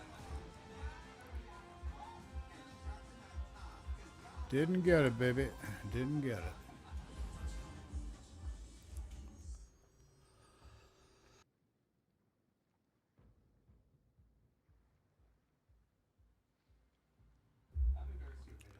Okay, folks, we're going to call it a day for now. We got to come back maybe around 3 o'clock. Okay, so we're going to call it a day. We're going to come back around 3 p.m. The King of the Seas tournament's on. Basically just started. We'll be continuing up until November. Get to see the best of the best around the world. And till then, stay safe, be good. Michael J. Talking to you soon, folks. Take care.